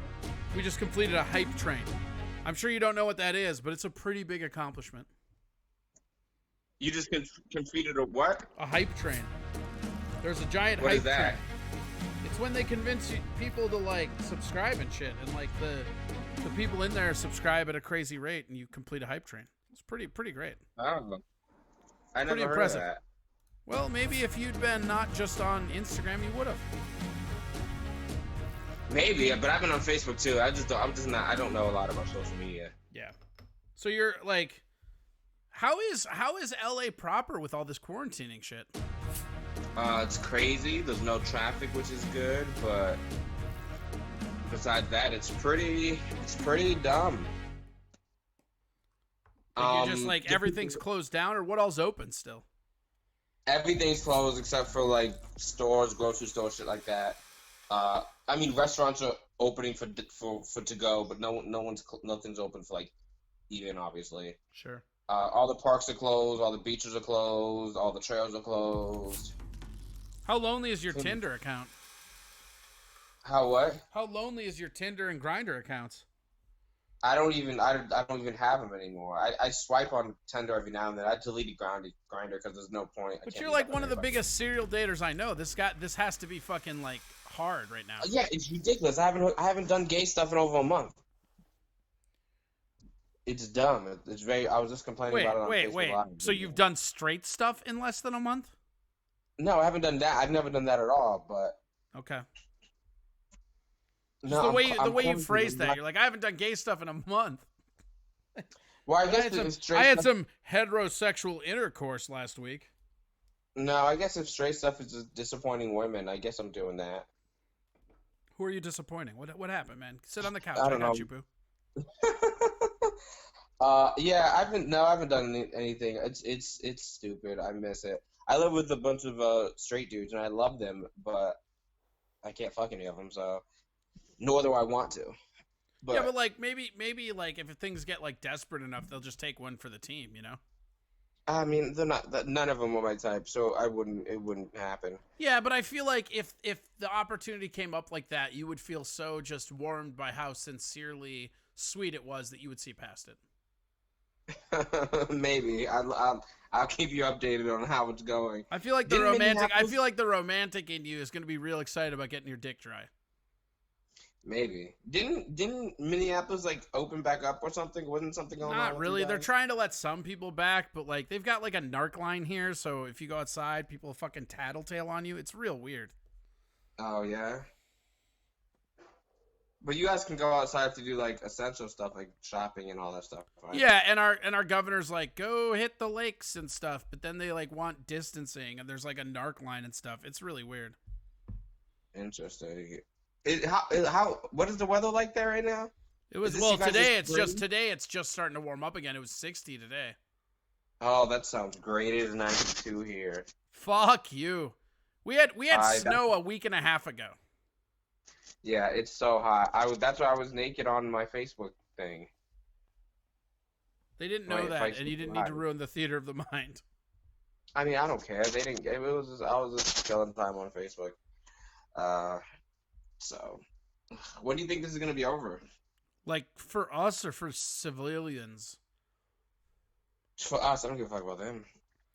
I don't know, man. I mean, like if May 4th is the go back to everything day, then comedy's probably like June or July minimum. I would be surprised if shit like because even when it starts back up, it's not going back to normal. There is like normal is going to be like a year and a half from now. Yeah. Because like the thing is, when they open up the clubs, you know they're going to have like seating caps, which means all of your giant fucking Thunderdome comedy clubs aren't going to even have people because you know like House of Comedy or Funny Bone, you can't make the nut on the talent you're bringing if you're only allowed to have half of that crowd. Yeah. Like they could raise ticket sales, but then people just won't. I mean, I think doing your Zoom stuff is right. I think like this show is right. I think that comedy is changing right now, and it will get back to normal eventually. But how comics adapt in this moment will dictate who you get to be going forward. Yeah, it's gonna be a mess. I don't know what's going on. I have dates in June and August. I have dates. I have Pride dates. Because Pride is in June, so I'm doing a bunch of shows for Pride. Sure. I know I had 2 theater gigs, but I know both of those are going to cancel because of theaters. Yeah, well, that's So what I'm saying. Is like anything with a high like attendance, like because even look at Sisyphus, right? The room I run. If and when we get back to normal, we're probably going to put up half as many tables and seats and turn people away. And we're a venue that seats 90, so we'll probably go down to like 45. Acme will cut seats. I feel like your House of Comedies, your Funny Bones, like they might not even reopen till they're allowed to have a full capacity. Because otherwise, how are they going to make their money if they're bringing in all these like A and B list celebrities, but they can't sell enough tickets to make their money back? Yeah, I don't know what's going to happen. I'm supposed to be headlining the Comedy Bar in June for Pride Week. I forgot how much the Comedy Bar seats. I think the Comedy Bar seats like 150. Okay. So I haven't. They don't even know what they're doing yet, because they have 3 locations, so they don't know if they're still going to be open. I haven't heard anything back from them, so I haven't even bought my plane ticket. My man. Yeah, I mean, I wouldn't buy it till it was absolutely fucking for sure. Oh shit! Oh shit! Yeah. So, yeah, it's been weird. I'm supposed to be doing a weekend with Godfrey in San Francisco, but we don't even know if that's supposed to be going on. So he doesn't even. I talked to him a few days ago, and he's like, "Yeah, dude, I have no idea." Have you been writing? Have you been writing a bunch? No. No, me neither. And everybody's like, "Oh, you should be writing a bunch." Like, what the fuck is there to write about right now? I have a few jokes about quarantine that I've been doing that are getting good, and I've been posting on Facebook. And I wrote a sketch that I think is really funny, so hopefully that comes out on Saturday. Oh no, I'm sorry, that comes out on Monday. So maybe hopefully that gets some track. I think it's done really well. And I was just on a sketch on Kevin Hart's network, the LOL network. Yeah. Yeah, I just did. I recorded this sketch way before quarantine, but it just got released like 2 weeks ago, and it got really good numbers. But it got numbers. Did you see any kickback from that? No, I got a few follows, but honestly, it sucked because he didn't tag us in it. He released it on the LOL network. Yeah, he released it on the. That's kind of fucked up, man. Yeah, I mean, it is what it is. So he released it on the LOL network, and he tagged JB, who was like the main person. But like me and JB had the same amount of lines, but JB wrote it, and he released it, and he only tagged JB in it. Or he didn't even tag JB in it. He just his network tagged JB, like LOL network tagged him in it. But then he tweeted about it, but then he didn't mention anyone in the tweet. Like he just tweeted a link and put like a smiley, like a laughing emoji, and he's like, check the sketch out, it's really funny or whatever. But he didn't tag any other comedians in it. So that's fucked up. Yeah, it's a bummer. I don't think he did it on purpose. I just think he wasn't thinking about it. Yeah, well then it sucks too, because you can't really vocalize that without being that guy. Yeah, so I got a few follows from it. Some people emailed me randomly. I don't know how they got my email address, but some people emailed me and it was like, I really like your sketch on LOL, blah, blah, blah. So it was cool. So people saw it at least. Yeah, people saw it. It got good views or whatever. So I'm hoping that the sketch that I wrote, and we did a lot of film. I think it turned out really well. So I'm hoping when it all comes together that it might get some views. I don't think it'll go viral. I mean, I would like it to. Yeah. That would be great, but I'm not like betting on it. No. So we'll see. So Yeah, what's your like? But you you had money set aside and like you're doing okay and everything. Yeah, I'm doing all right. I'm not like balling, but I'm doing okay. I'm hoping that I get the stimulus check soon, but that hasn't Yeah, dude. happened. No comic I know that filed has gotten theirs yet. Like all of us are fucked. Yeah, I don't know any comic who's gotten theirs either. So I don't know, and it's so like the thing that pisses me off, and the thing that's so frustrating right now is like I tell my friends that I haven't gotten it yet, and they're like, "Oh, well, you should be able to do this and this." Yeah, well, fucking you talk to the IRS. yeah. You tell them to give me my fucking money. You know what I mean? Because like I told them, they didn't listen to me. Like, and then everybody's just like your fucking accountant. You know? Oh well, did you try this? Like, yes. Yeah, I don't know. If I don't get it by Monday, I'm gonna have to start back doing Postmates again. Cause I took a break from doing Postmates because I was making pretty good money from comedy and that money that comedy gives back gave me. So I was like coasting for a bit. But like if I don't get any stimulus money on Monday, I'm gonna have to start back doing Postmates, which I'm not looking forward to. But it is. Dude, that sucks. That sounds so dangerous right now. Oh, it is definitely not ideal, but I mean, it's literally my own. That sounds more dangerous than unprotected sex with the men you fuck. Yeah, and I do that all the time, and I would rather do that right now, but that one was just called Pole Mates, though, right? I wish. Are you at home right now? Or are you in where is this streaming? I'm on. It's live on Twitch, and then after it's done, it goes on YouTube. But right now I'm in my studio, but that is just in my house. Okay. Not to ruin the theater of the mind or anything, but I'm on a laptop in my living room. Don't you live with do you live with another comedian or no? No, not anymore. Okay, I thought you did. Never again. I live with comedians. Well, good. I'm glad. Wait. Payment status. Oh, okay. You're eligible for the payment. Once we have your payment date, we will update. Did you just check your thing right now? Yeah. It says okay. It says you are eligible for payment. Once we have your payment date, we will update this page. We will deposit your payment to bank account ending in my bank account. Updates to your payment. You should just read your bank account on there. The last four is 1614, but that doesn't help any of you guys. No, give the full number and your soc, your mother's maiden name, your blood type. Oh, this is exciting. This means I am getting a payment. Oh, this is I think you talking about it is what Yeah, you're welcome. That's what we bring. Small miracles, baby. Oh, this is great. That means I don't have to go back to Postmates. That's the funniest sentence I've ever. Oh, this is great. I don't have to go back to Postmates. Oh, that is amazing. Ah, God, I needed this money. Well, now do you want to be zesty and funny now that you know you're covered?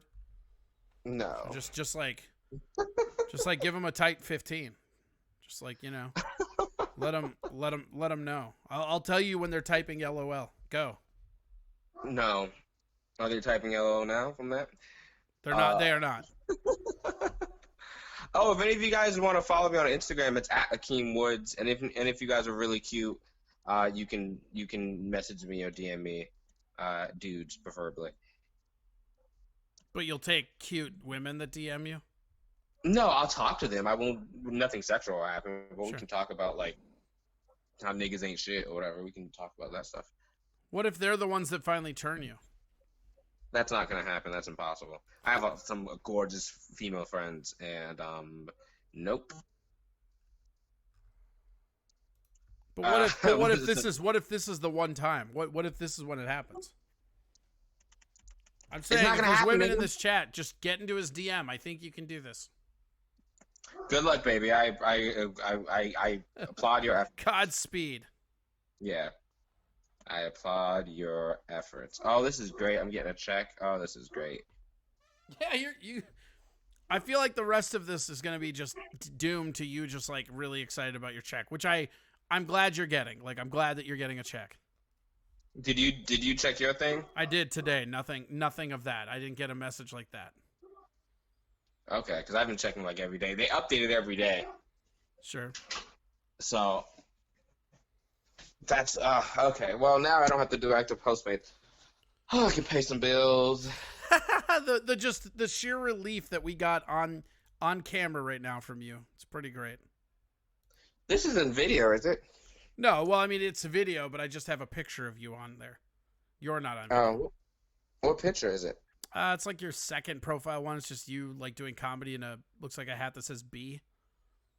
Oh, okay, I know. Yeah, that stands for Black Excellence. It's an independently owned black company. I think it's actually based in Minneapolis. Now the listeners are going after me. They're saying you need to curb your enthusiasm. Like, no, I'm fine. Who, me? No, they're talking to me. They're mad. They're mad that I'm not more vocally happy for you or something. Oh no, fuck that. They don't. Yeah, I don't need your vocally happiness. I need this $1,200. Right. No, I know. We're friends. That's why you and I are cool. Like the chat room's the enemy. Let's be honest. Okay. Well, anyway, chat room people, follow me on Instagram, and if you're really cute, DM me. And especially if you're that one girl that's gonna turn him. Yeah. I guess if you're that one chick, do that too. How often are you doing this? Like every week? Every day. Friday through Tuesday, 7:30 to 10:30, give or take. Sometimes I start at 7:45. Who was on yesterday? Nobody. My breaks are Thursday and Wednesday. Before that, we had on the last one. Who was on the last one? Brian Miller was on this one before you. Oh, I love Brian. I would have talked to Brian. We had a really funny grudge match between Tom Chilstrom and Margaret Blaylock. That was really funny. I don't know those people. A lot of really funny stuff as far as like just talking shit to each other. We had Isaac Whitty was on one of these. Now you're on here. Now we finally made it big time. We got some real talent. I hope this is a big time for you guys. Hey, you're what we call a big get, Akeem. Well, that's sweet. I appreciate that. I can tell by these numbers. My numbers are shooting up as we speak. No, it did shoot up. We're now at 23 viewers, which is 34. So we've gone up 3 since you've been here. Yes, but none of these motherfuckers are following me now. And this is about me. But that's because your attitude. They're just mad at how happy you were about your stimulus check. Oh shit! I'm still sad about everything else. I haven't got to have sex with a dude in like a month. Yeah, but like given your personality, that can't be that big of a drought. Oh. Yes, it is. You know how easy it is that as a gay dude, you know how in LA, you know how easy, you have to be like hideous to not hook up. Is it easier to find gay men in LA than anywhere else you've lived? Probably, but honestly, it's easy to find gay men in general now that there's like Grindr and the hookup culture is so prevalent throughout the country. It's pretty much you can. Is there a special Grindr for LA celebrities? Probably, but I mean, there's a dating site for LA celeb. There's a dating website for famous people, and you have to be invited onto it. I can't think of what it's called. But yeah, you have to be like invited onto it, and it's really, really like elite or whatever. I wish I knew what it was called, but my friend was talking about it. But yeah. Okay. Well, that's you need to get on that and get your life together. Now, what you need to do is you need to take this money you just got and just invest on making yourself look like you're rich. Fake it till you make it. You got this. Fuck the bills. Fuck all that. Rent yourself a Porsche. Get some profile pictures. You got this. I am not doing any of that. Why not? I am because I'm being responsible. I'm paying my bills, and Since then maybe when? I might You're not buy responsible. Shut up. I live my whole life responsibly, besides pursuing comedy. Right, and that's a big part of your life. Yeah, that's fair. But no, I'm not gonna. I might buy one. Oh, I've been rewatching stuff like Buffy. I rewatched Buffy. What else did I rewatch? Golden Girls for the 12,000th time. Have you watched the other Golden Girls? What other Golden Girls? You know, there's a spin-off show, right? Oh, when they have the hotel. Yeah. Yeah, I've watched all that before too. Cheech Marin's in that. I actually enjoyed it. Golden Palace. Golden Palace, that's what it's called. He's in it. Who's that dude? Don Cheadle's in it. Oh, that's right. That is Don Cheadle. That's fucking hilarious. I didn't even realize that. Yeah, it's a good show. It's not as good as Golden Girls, but yeah, I've seen it all. It's all on YouTube. But yeah, I've only got things to watch. I've been trying to work out, like I go running and stuff, and like I do like some at home workouts. Mhm. But when I tell you I hate it, I mean I fucking hate it. Have you watched Tiger King So, yet? no, I'm not gonna watch it. I grew up in Florida. I get it. I don't know, man. I think you would enjoy it as like I didn't think I would enjoy it as much as I did, but it's not what you think it is. It's better. That's the only way I can say it. Yeah, I just feel like since everyone's talking about it, I'm probably not gonna end up watching it. But What a badass you are. I don't think it's that. I just think I don't care enough to watch it. Sure. But and everyone's been telling me to watch it. I'm like, I know, yeah, this dude's dope. He's gay. He has like 2 husbands. He's giving him meth. Like he's living the dream. But Well, it's I not don't know just if I it's want not to. just him. It's the situation with him and everything. Like it's real crazy, and it keeps getting crazier. And just when you think it's not going to get any crazier, it gets even crazier. Like, and it's like cold cases times 9/11. That's fair. That's a good way to put it up. I probably would like it, but I don't think I'm gonna give it a try. So I guess we'll Well, find then out. don't. Yeah, Hey, just do you. that was the plan. I want ice cream is what I really want. Well, now Because you one of have these- ice cream money. Yeah, well, I don't have it yet. Can someone on this Twitch postmate me ice cream? Is that how this works? No, but they can go to Corey Adam Comedy on Venmo and send me money. Okay, well, no, I want the money. No. Send me money at Akeem Woods 1 on Venmo. All right. I think that's my Venmo. Okay. Or just buy me ice cream. I'll give you my address, which is totally not safe, but I'll do it. I would not say give your address to these people. What are they gonna do? Send me ice cream like they should? No, they'll send you like poisonous ice cream. I mean, if I'm gonna die, ice cream is the way to go. Okay. What Take are it- people saying in the comments? Are they saying, "Oh my God, we're gonna get them ice cream"? Right now they are saying that they're arguing about what Don has been in right now. Oh, okay. Well, they're way back, but Black Monday is good. Black Monday is good. Janelle James is on that. Uh, She's a phenomenal. She's one of my favorite comedians. Tim She's Silverthorne so wants to know if funny. you've read any good books lately. Oh, that's sweet, baby. Actually, I have, and I didn't read it. I listened to it, but it fucking counts. The Mother of Black Hollywood by Jennifer Lewis is phenomenal. If you know who Jennifer Lewis is, which you should. I feel like I know that name. She was she was one of the aunts on Fresh Prince of Bel-Air. Yes. Okay. She played Tupac's mother. She was on Blackish. She played Whitney Houston's mother. She's been on a shit ton of things. So one of the mysteries in Tiger King is this Carol killing her own husband, right? I don't feel like I can spoil it for you because you're adamant you're not going to watch it. But the chat room is lighting up right now, insisting that I killed Carol's husband. Oh, well, that might track. Yeah, I saw a bunch of people going on about something's husband. Yeah. Ellie Mae says, you're the one that just got a check. How about you buy us some ice cream? First of all, I didn't get a check. I got approved for a check. The check hasn't came through yet. I probably won't get the check till like next week. If that. But when next week comes, DM me and I will send you $3 to get ice cream. But that's only if you get me ice cream today. Richter said I'd send ice cream. It's poison, Oh, well, but I'll baby, send it. Well, then send me poison ice cream, dude. Okay. They're going to send you poison ice cream. Okay. You realize like you keep doing this and I'm not going to be able to post this episode. Why? Because now if something happens to you, there's nothing I can do.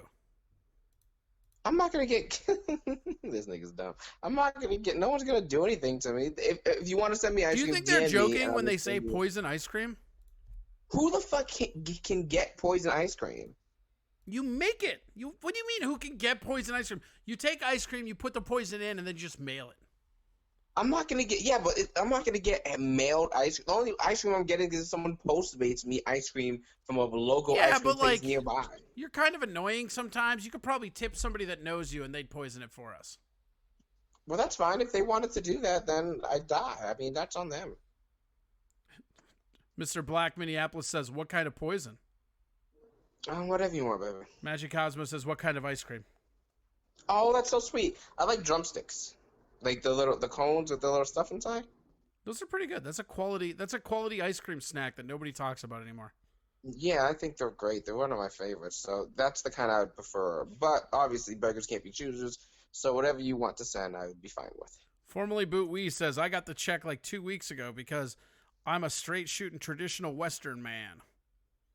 Okay, well, I'm none of that. I don't know what that means. And I haven't got mine because I'm self-employed and I work for myself, and I don't know any comics who got theirs yet. So, well, I mean, our taxes are more complicated than other people's taxes because we have to file W-9s and all that shit. Ellie Mae says, I'm sending Corey pizza dough. You get nothing. All you want to talk about is your Venmo. I think she was joking because all I talk about on here is my Venmo. I'm very transparent about how much of this show is me panhandling.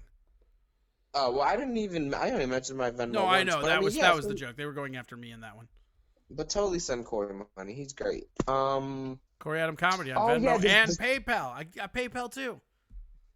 The sketch I wrote is about dick pics. Really? Now I'm listening. Yeah, I posted about it on Facebook and I got a lot of likes. It's like an infomercial. I don't want to ruin the whole sketch, but it's an infomercial where I'm basically saying I'll help straight men take better dick pics because you guys take terrible fucking dick pics, and that's the premise of the sketch. I was on the phone with a girlfriend of mine in Atlanta, and she was telling me, she's like, oh my, because she has like a boo that she's talking to. How bad is Atlanta down there? It's pretty much the same as it is here. So it's the same everywhere, basically. If you're in a city, you're on partial lockdown. Yeah, for the most part. So she was talking to this new dude, and she's like, I'm so upset because they live in different cities, and like, we can't have sex, blah, blah, blah. And she's like, well, he's been sending me dick pics. And she's like, it sucks because men send the worst dick pics. And I'm like, oh, baby, that's not true. That must be straight men because gay men send amazing dick pics. Because I've gotten like 200 dick pics, and they're all fucking amazing.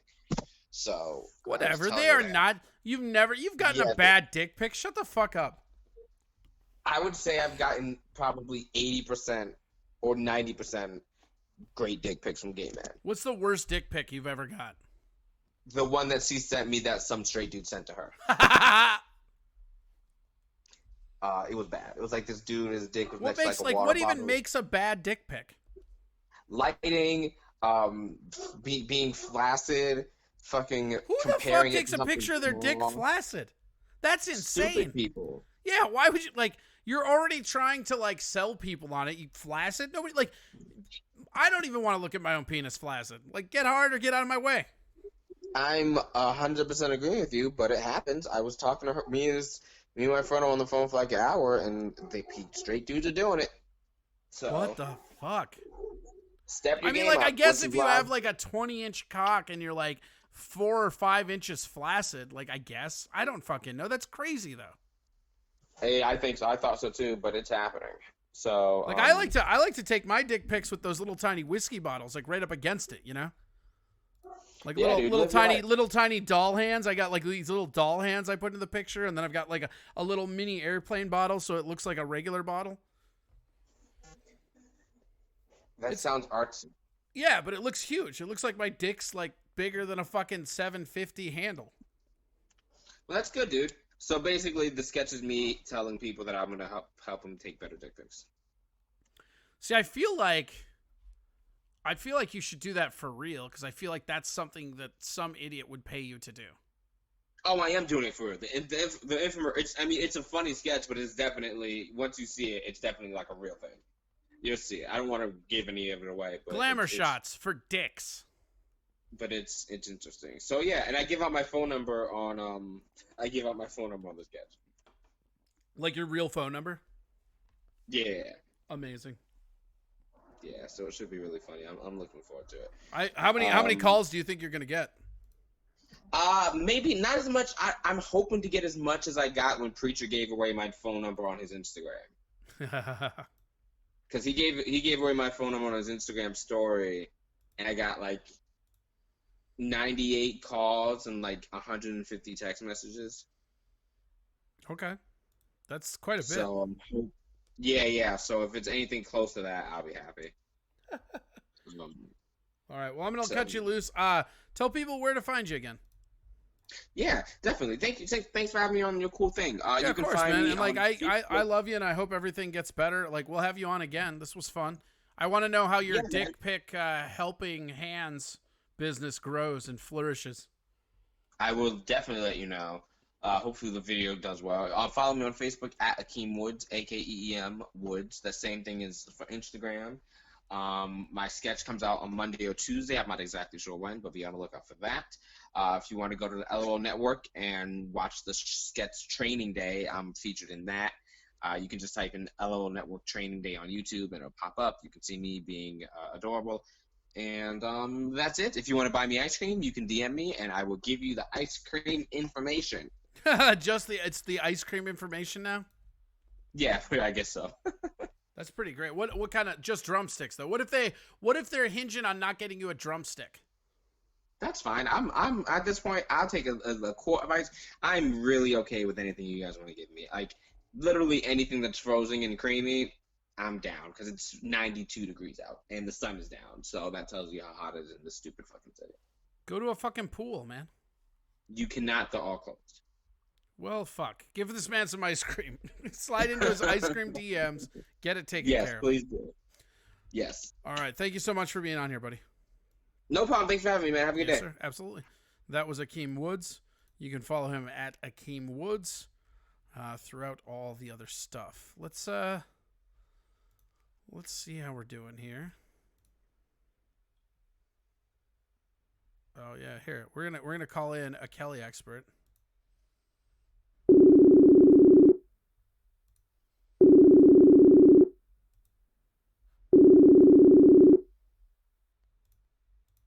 What's up, dude? What up, bro?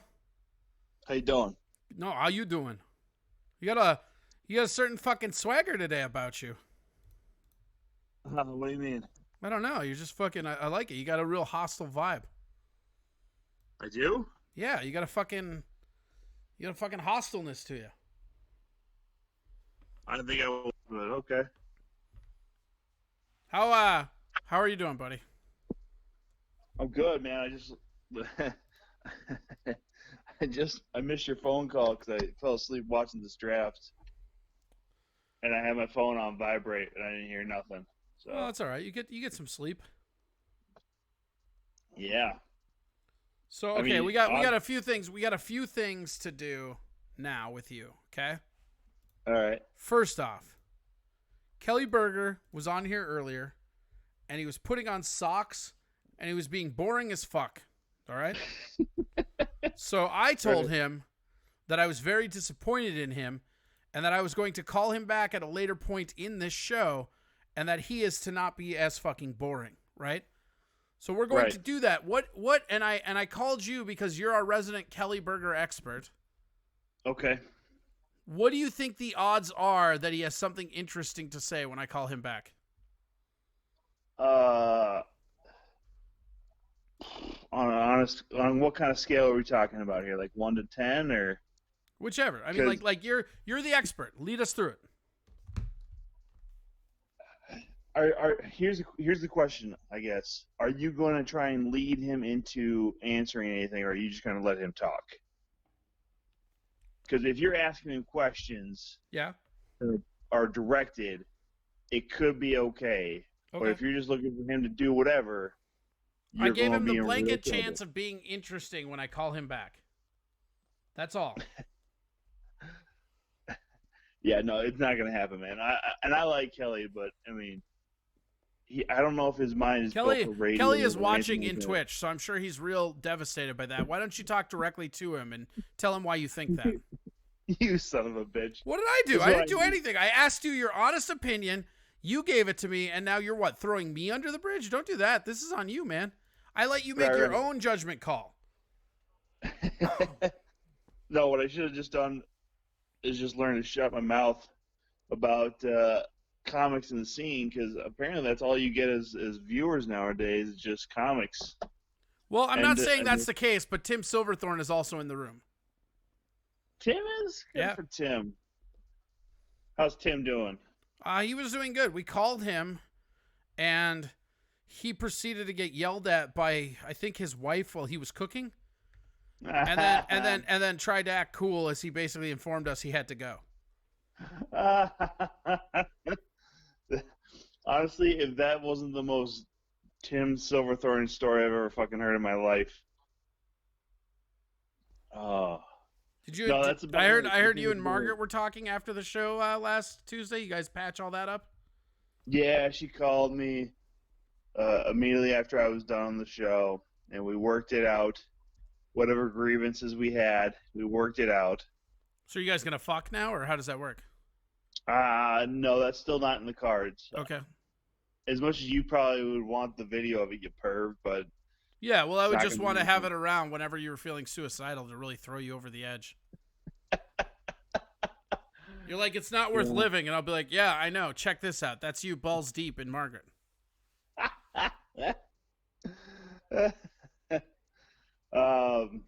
That's not fair, man. I mean, don't get me wrong. That would push me over the edge to realize like how you would low just come fucking ribbons, like it would just push you over the edge. Just trying to contain your erection, and then it's just no can do, just all over the place, just hosing her down like a civil rights activist. No, man, that's too far. I'll be honest with you, man. That's way too far. But it's fine. Whatever, man. Tim says, I thought getting heaved through the driver's side door of my Equinox was the most Silverthorne story ever. No, that's just the most... He also says, hi, Chili. Oh, that's nice. Is it... Oh. Silver Tim 1? Nice. Yeah, hi, Tim. Wait, yeah, does that mean you're in the room now? Look at you. Look at you being a part of the scene. I try. What is that? What is your TM chill on here, right? Yeah. What is the TM is just too much chill? That's no, that would be a bold-faced lie. Okay. I've never had too much chill in my life. I agree. DeFreak999 says, hi, Tom. Hi, DeFreak999. And then he also says it's TM is Tom Michelle. Close. I mean... Yeah, it's Tina Michelle, you idiot. Whatever. You do you. It's Michelle. It's Michelle. Wait, one more time? Tom Michelle. That's a sound drop. Somebody clip that. We're putting that on the soundboard.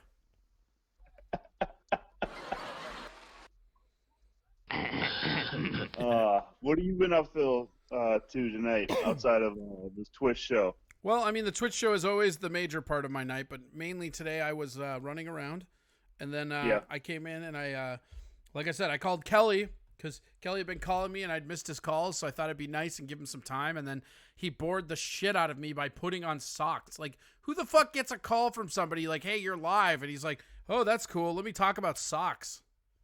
Like, that was some Tom Chillstrom bullshit, you know? Hey. I invented boring, all right? Like, yeah, I know. I'm giving you credit. I'm crediting you. Oh, I'm sorry. I misread that as an insult. Yeah, well, I mean, it was, but it was a credited insult. Oh, fuck yeah, dude. Ran Out of Thoughts says, hi, Tomas. Who said that? Ran Out of Thoughts. Oh. Ran Out of Thoughts. Oh, they did the Nightbot one. Okay. Hi, Tom. Yeah. Mikey Toolmills, what's up, dude? Yeah, see, I'm getting out there. Yeah, you're really reading that chat room, Tom. Just trying my best, man. Do some crowd work. Fuck, man. You caught me off guard. I was just trying to read some comments there. DeFreak says, is Tom changing socks too? Boring. No, I got home and I fucking literally... I got everything that was work-related, and I fucking threw on track pants and took off the socks. I'm barefoot, motherfuckers. I'm living on the edge. Tucked your dick into your sweatpants and just fell asleep, huh? Attaboy. Pretty much, man. I got as comfortable as I could, as quickly as I could, man. Nice. I just want you to know you don't deserve it, but I'm glad.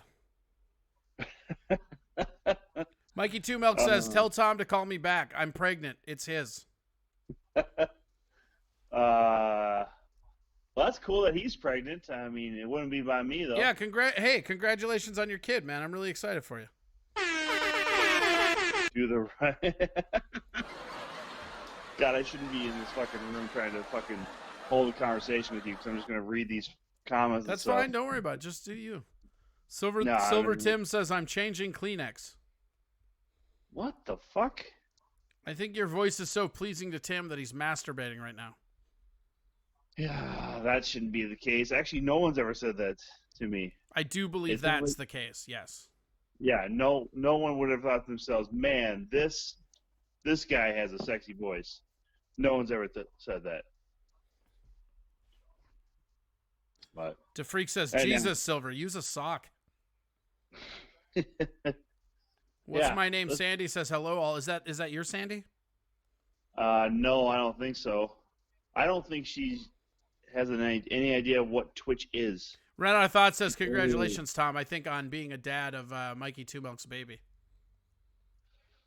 Well, again, it wouldn't be me, but whatever. All right, enough trolling you, right? Yeah.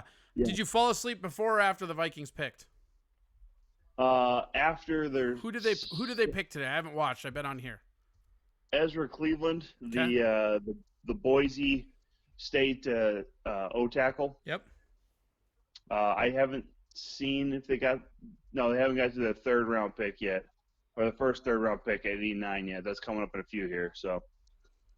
Okay. Oh, they haven't even had their other pick yet. So they got O tackle. You said.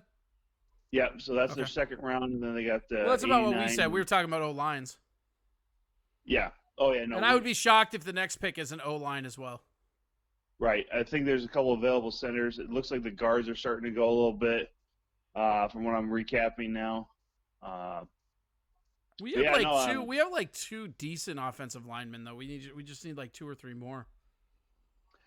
That's really the case. I mean, and honestly, every guy that we have on that O line, unfortunately, right now they either seem to be like they're injury prone, or they're still young and they're learning, which is, pretty much the same thing in a lot of the cases. You just can't rely upon them every play of every game, which is, I guess it is a contact sport, so it's going to happen, I guess. Yeah. But also other news, Antoine Winfield Jr., the golfer, went to the Buccaneers in the second round before the Vikings could get to him. So. I wanted him here. I was hoping he would fall to us. Yeah. I think once Tim keeps insulting the NFL draft. He said the NFL draft is the cutest thing ever. I'll be honest with you. I would rather have them do this virtual, like, all the players are just at their houses, and then you just, look in on their camera feed or whatever, and that's it. Because, I mean, it feels like it's going so much quicker this way. We could probably just be picking out, like, guys, boom, boom, boom. This could all have been done last night, to be honest with you. All 7 rounds, one night. Just get it over with. Yeah, but then they don't make as much money. I mean, that's the whole thing. They monetize this to the point where it's just this overzealous bullshit. You know what I mean? Like, and it's like watching Roger Goodell try to lead Viking fans on a school chant is one of the funniest things I've ever seen. That might be the thing I hate the most about the draft this year is the fact that they have this weird camera feed of all these fans. How they got fucking on there, I think there's just random selection of, people signing up. Geez, yeah, like even the Patriots fans and stuff. One guy looks like he's literally just trying to wank himself in front of Roger Goodell right now. So yeah, I mean, it's real weird. Like, I don't know. And it's cute of them to act like there's going to be a season, right? Right. I don't know if you Silver, heard Tim Silverthorne said, I'm no GM, but I'd be looking for players ready to contribute in 2022. Yeah, we might as well be just drafting really good sophomores from this last year. But, no, actually, I don't know if you heard, but the NHL is still looking at the idea of trying to have, like, the remaining games in 2 to 4 different locations in areas that aren't as hard hit by the coronavirus. So basically, where would they be right now anyways? You'd just be starting the playoffs. Nobody fucking cares, man. Like, you're on a timetable. Once, Right. preseason football starts, nobody gives a fuck about any of you. Well, in all reality, their regular season starts early mid-October, Mhm. and right now what they would need to do, and like this is what I saw in the article from ESPN. So if anybody wants to fucking yell at me, I'm just relaying the message. But I'm a sports guy, and this is what I have to do all day now outside of work is just read articles about what might happen in a perfect scenario. Yeah, yeah. But they'd be basically In having a to play- vacuum. yeah, they have to be playing like 3 games a day. They have to have arenas that have 4 viable locker rooms Mm-hmm. because then you can have teams come in, the first wave of teams come in, play their game as the other team is already in their locker rooms then. And then you have the cleaning of the surfaces as far as benches, hallways, and then the other game can then start. And then you do it all again as that game is going on and they're cleaning up the first locker rooms and shit. So it's a weird scenario that they think it can play out, but I mean, reality is they're not going to have a season. They might as well cancel it and then hope to God that they can start playing in October. Yeah, if that. Right. I mean, that's the whole thing. Is that like this? Like nobody really knows when this shit's gonna be over. Like it's just who knows. Right. I mean, a guy at work asked me like, "How's the comedy stuff going?" I said, "Well, let's see. Terrible. I It's did going fucking terrible. did a storytelling show." On the same night, I did a speakeasy show from a studio that like almost nobody watched, and then I was also on your show that same night. So that was probably the most successful night of comedy I've had this Which year. also nobody watched. Yeah, exactly. Don't laugh So- too hard at that, Tom. I'll fucking kill you. No, man. Your audience is growing, and I'm very impressed. So Yeah, that's right.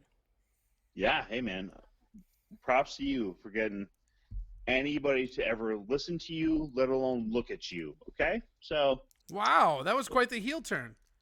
Are you practicing? Are you practicing for your mean voice when you and Margaret get sexual again? see, here's the thing: when you keep going back to that insult or whatever, or trying to get me all like grossed out and stuff like that, like it just really shows a lack of creativity on your part, man. No, I would expect sometimes it's better just of you. factual reporting, Tom. Oh, you're a dick. Don't get mad at me. Are you drinking tonight? Yeah, always. What do Every you got? time you hear me, I'm drinking. Right. You got Summit? I mean, I do have a Summit. I started out with a Pseudo Sue tonight, though. Oh, really? Yeah. Okay. Pseudo Sue is one of the other greatest IPAs ever. Okay. I'm a big IPA guy, but yeah, I've got Summits. Like, let me tell you something. There's Summits in the fridge, all right? Like, I have other craft beer that I enjoy, but Summit's the one that I get in the 24 pack. Do they have a 24 pack? Yeah, bottles. Where the fuck did you find that? Total Wine. Oh, that would make sense, yeah. Total Wine is where I go now. Always. Where's it? Well, not to give like your location. No, I don't or care. I whatever, live in but- Hopkins. What are you asking? Where's one by my house? Yeah. There's one in Ridgedale. Oh, Basically, so that's not too far to go. 394 and 494. Yeah, it's pretty good. Yeah, that's not so bad then. Yep, Zombie There's Dustin's actually real good. one by my place as well, so I should have hit that up tonight, but I did not. I went to MGM tonight and got myself a case of Mick Golden Light and a bottle of Jim Beam. Yeah. Okay. How you feel? Are you just sad because of like how you've yearned after Margaret? Is this like punishment drinks, or how does this work? No, man, these are weekend drinks, man. This is me cutting loose from work and shit, man. That's what this is. Was it fair to say that if you got an erection while looking at Herdana Delic pictures, you would have taken a Sawzall to your own genitalia?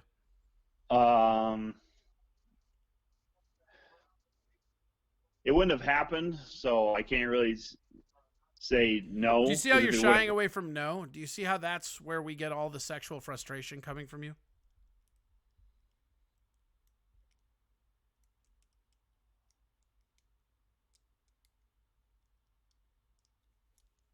He's speechless now. I hope that's his sometimes this thing cuts out and it cuts out at the most thing. Hey Tom, say anything if you don't want to have sex with Margaret. And just to show everybody, he's there on the line. He could be talking. But he's not. He's choosing not to talk because he just got called out. That's really sad. Super sad. Poor Tom.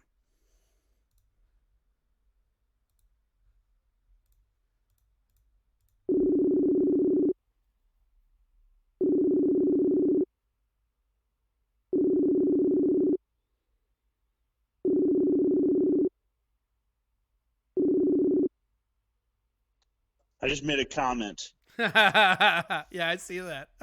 I think it's funny how you always have these glitches at the most convenient moment possible. Yeah, like you fucking hanging up on me the last time. Like I don't know what you're talking about. You had all the ample opportunity to say whatever you wanted. You know, that was all that you started talking real loud as you hit the end call button. So don't fucking start thinking. I don't know what you're talking about. Oh shit! Oh shit! You know exactly what I'm talking about. Don't be that guy. I don't know what you're talking about. I wish I knew what you were talking about. I wish that I could connect with you on this topic. All right, man. Listen. Yeah? I'm gonna be real rational with you, all right? Oh shit. Here comes a heel turn.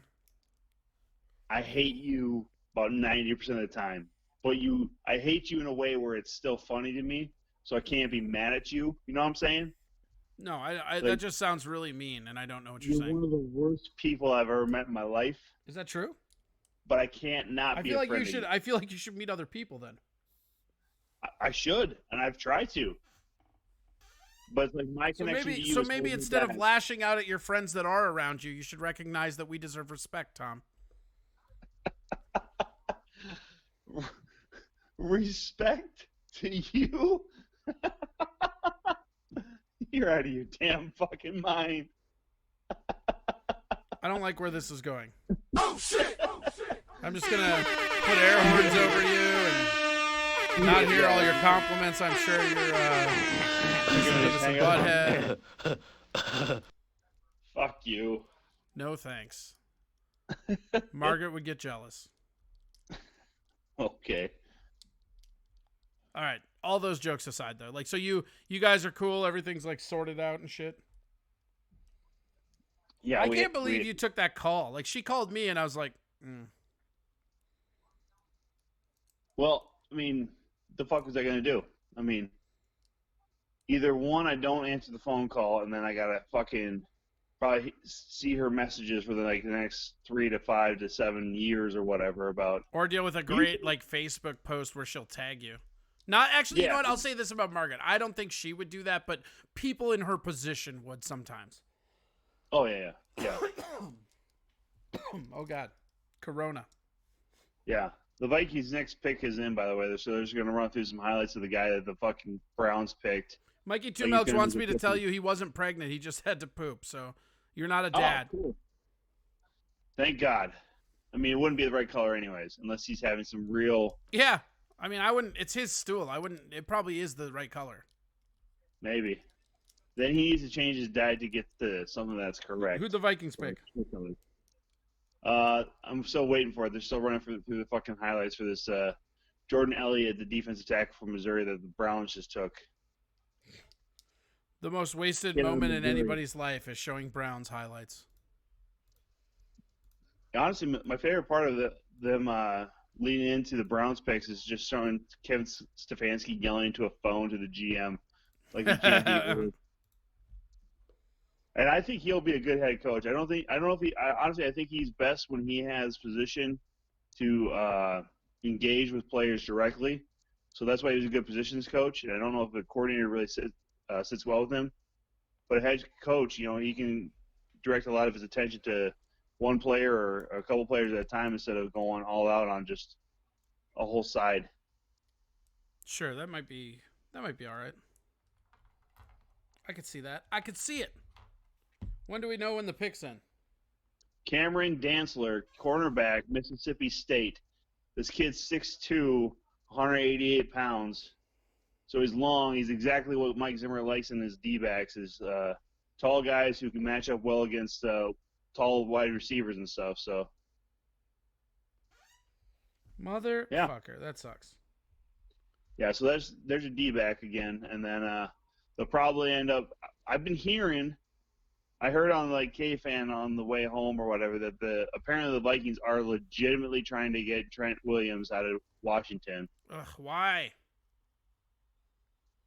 because he's a former Pro Bowler, and Yeah, but like, so I don't know. Like, I don't think he's that good. I think he was just on a really bad offense. yeah, exactly. When you're on a bad offense and you're their best player as a lineman on that offense, your Yeah. abilities look a lot more heightened. Yeah, that's fair, I guess. All right. Well, okay. Let's progress this along. We're gonna cut you loose. We're gonna hit up fucking. Yeah. Silver Thor goes, we drafted a D-bag? Is Ontario Smith back? Pretty funny. No, that was just the Wizen. Or no, was he the Wizinator? Who was the Wizinator? No, that was Smoot. Or no, it wasn't Smoot. It was somebody else. I thought it was Smith because Smoot was the Love Boat. Love Boat was Smoot. Yeah. Love Boat was Winfield and Smoot? Or no, Winfield wasn't there. I forget. But yeah, Wizinator, pretty great. I think that was Ontario Smith. Might have been. No, whatever. All right, so hey, okay, so we're gonna call back Kelly here in a second. What's your verdict? You think he'll be interesting this time? No, unless you lead him into topics about like his favorite comedian, or his favorite show they saw of a pro comic, he might be interesting then because he can give some pretty good details and stuff. Obviously with his autism and shit. So, Mikey Two Milk says if Tom was a candy, he'd be a Swedish fish. Gross. I mean, yeah, sure, it makes sense. How does that make you feel? I can't argue with it. I mean, I have Swedish heritage, and I don't know. Sometimes I look like a fish. So. Wait, back up. What? I don't know. I was stretching on that second part, okay? But Swedish, yeah, sure. But I don't know. If you actually look at me and the Swedish chef together, we probably look very much the same. Like he could be my brother. Because you guys both fantasize about Margaret. No, we say gibberish words. I mean, he's not actually talking Swedish. You know that, right? Do you think we would notice if he took over the pivot point in Gladys, the comedy duo supergroup? Yeah. And then I mean, him being a Here's mic what I was stand thinking. Check this out, and don't say no right away. But I had this great idea, right? We bring Gladys back, right? But Sandy is played by a Muppet. We make a Muppet for Sandy. That would be easier for me to keep my cool under. Yeah, you did not keep your cool sometimes. It was pretty great. Well, and then yeah, I'm just an in-person mic stand. Yeah. I'm just I'm just holding a microphone, and I don't know how hard it is as another person just speaking to that fucking microphone that somebody's holding for you. Silverthorn says you look like you ate the Swedish chef. A schmiggity bear. A schmiggity. Somebody clip that too. We're using that.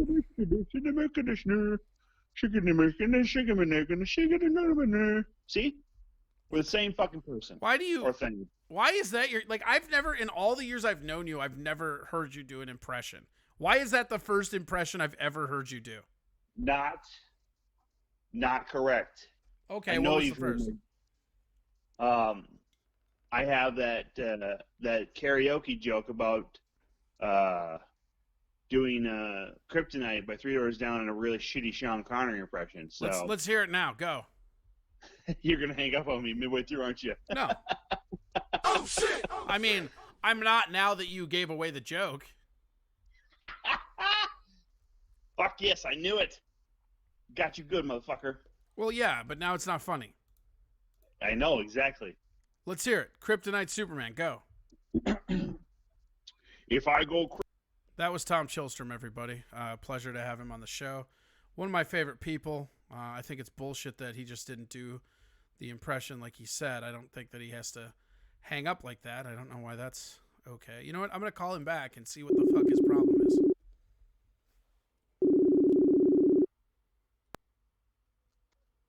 You hung up on me, didn't you? No, you hung up on me, and I don't appreciate it. I did not hang up on you. All right, go. Do it. I already did it. No, you didn't. Go. Yes, you did. Go. You hung up on me. No. Then why'd you call me back? You are fake news. Because your phone fucking glitches out with us sometimes. Your phone glitches out with us sometimes. Excuse me, come back. bitch. But Come on, let's go. Go. I'm just trying to buy Kelly as much time as possible before he fails this challenge. if I go crazy, man, will you still call me Superman? If I'm alive and well, will you be there holding my hand? See, it's real fucking terrible, man. But it got some good laughs that night at karaoke, and that was really the fucking point of it. You proud of that? Does that make you happy? That I made people laugh at karaoke? Absolutely. Fucking most people are fucking retarded. Sorry, excuse me. Shit, cancel culture. Shit. Yeah, you're canceled, bro. Most people are douchebags at karaoke, and they want you to take it seriously, quote unquote. You know, that kind of bullshit. All right. Well, we're gonna let you go. We're gonna hit up Kelly. You're Don't tell me not that's expecting you're not expecting a lot. No. Okay. Don't tell him I said the R word. No, I'm leading off with that. Damn it! The first thing out of my mouth is going to be that Tom called you retarded. I didn't call him the R word. I said that people who take karaoke seriously, it's really not this. It's pretty much the You're same. just making it worse. You're making it worse right now. I know, because yes, I could have gone a different direction there. I'm not going to see. I'm not trying to bury myself tonight. Wow, Trying to come out of this as likable. Is that working? I mean, I don't like you. I don't know if it's working for them. I know you don't like me, Corey. I'm just the best thing that's ever happened to your Twitch show. I don't think that. I just think that, like, you're pretty fun to make fun of. Like, you do Sean Connery karaoke and Yearn After Margaret. It writes itself. That was a great sound effect. Yeah, you're What would you do? What would you do to your penis the day after waking up and realizing that you and Margaret had gotten it on? I don't know if it'd only be my penis. I mean, that might be Okay. that might be time to go buy a gun and finish this job. And like what? Deep throat the gun? Fucking come all Yeah. over it? Yep. Exactly. Get it, boo. All right. Well, hey, don't kill yourself unless you want to, I guess, but don't. Yeah, don't worry. I won't kill myself. I'll be hanging out in the comments, though. So Yeah, hang out in the comments, man. Act like you enjoy this place, you piece of shit. Well, now if you say it like that, then You're like the no. only person I can call because, like, Tovar is a regular, so I can call him. That's fine. But, like, trying to get James Wells to make a Facebook call is like fucking trying to teach your grandpa how to send an email. I feel like he would wait. He would just look at it and just start yelling at the phone. Dude, yeah, he bitched and moaned because he couldn't pick up the phone, and it was like I called him directly. It went. I know him. He has an iPhone with Messenger. It went to all he had to do was hit accept. Yeah. But too much techno for Poppy Wells. All right. He's the youngest old person I've ever fucking met in my life. He's not that young. Well, he's still in his 40s, and he's acting like he's in his 60s, though. I mean, he's in his 40s after, like, a career of roofing, though. Yeah, but that's mostly hanging out with old Hispanic guys at this point.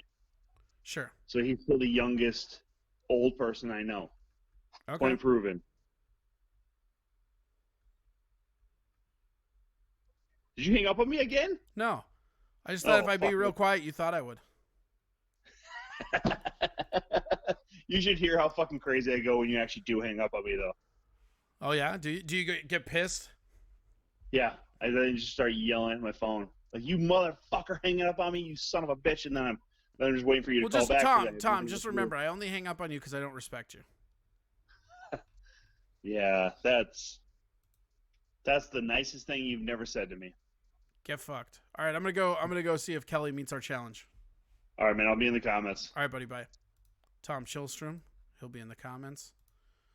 Here we go. Let's see if he's accepted his challenge or not.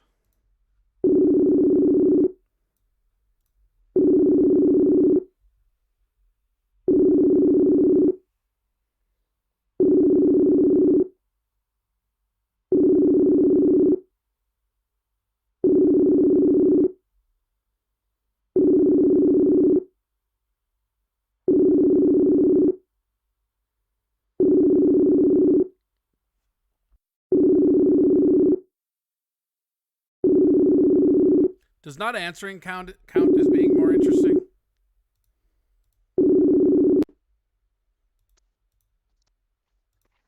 Hello. Hi. Hey, how's it going? Good. Identify yourself to the listeners. Hi, this is Kelly Berger again, fully socked. Okay. Yep. What do you have for us? What's more interesting? Go. All right. Do you want to talk about the? Did you talk about the suicide night at Willie's? No. What? The suicide night? Yeah, that was the first night I went to Willie's as a regular. Remember that one guy made those people were celebrating their friend's suicide? Oh, I do remember that. All right. Okay. Kelly got it on. I don't know why he's so soft. Why do you sound so soft, Kelly? What? I'm in my car right now. Oh, okay. Yeah, I do remember that. That's fucking... Yeah, we were all doing a comedy show, and then people got mad because they were celebrating their friend's suicide. And then didn't John Conroy go after them? I think it was Gabe Noah. He was doing a joke, and he said something like suicide. And they got pissed because they said, like, don't joke about suicide while we celebrate our friend's suicide. Yeah, it seems really weird. And it's just like, was their friend like a dick that they were celebrating it, or? Yeah, they were celebrating it. Yeah. That's what Gabe said. That's what Gabe said. He said that they were celebrating it. And then he said something about, like, with friends like you, I can tell why your friend committed suicide. Yep, and then Phil went on stage wearing his cargo pants and a bra, and that calmed the show down. Yeah, that's right. Ricktar says, selfie by a lake, check. Deadpool beanie to show on my wild side, check. I got a picture of you on a lake with a beanie. Yep, that was right after my colonoscopy. So you just went from a colonoscopy like, oh, I better go out to a lake and take a selfie now that I've been flushed? Yep, it was a full day. Okay. Yep, I had the colonoscopy right before the quarantine went down. Okay. So you basically had somebody that might have had COVID with their, like, tools all up in you? Yeah, I guess. But wait, they were, like, up in you? Yeah, well, I tried joking about it at Christmas. Remember when I tried that joke and it just bombed? It was an experimental show. Yeah. Tim Silverthorne said, when did Kelly turn 50? I'm an old soul. Yeah, are you? I guess. What do you so you've been watching the show? Yeah, I've been watching it. I didn't expect Matt Dormer to be the Kelly Berger expert. You didn't expect Matt Doima to be? Yeah, I was just... Well, we called Tom. Tom ended up being the Kelly Berger. Who would you say is a Kelly Berger expert? I would say Tom and Tovar. Okay.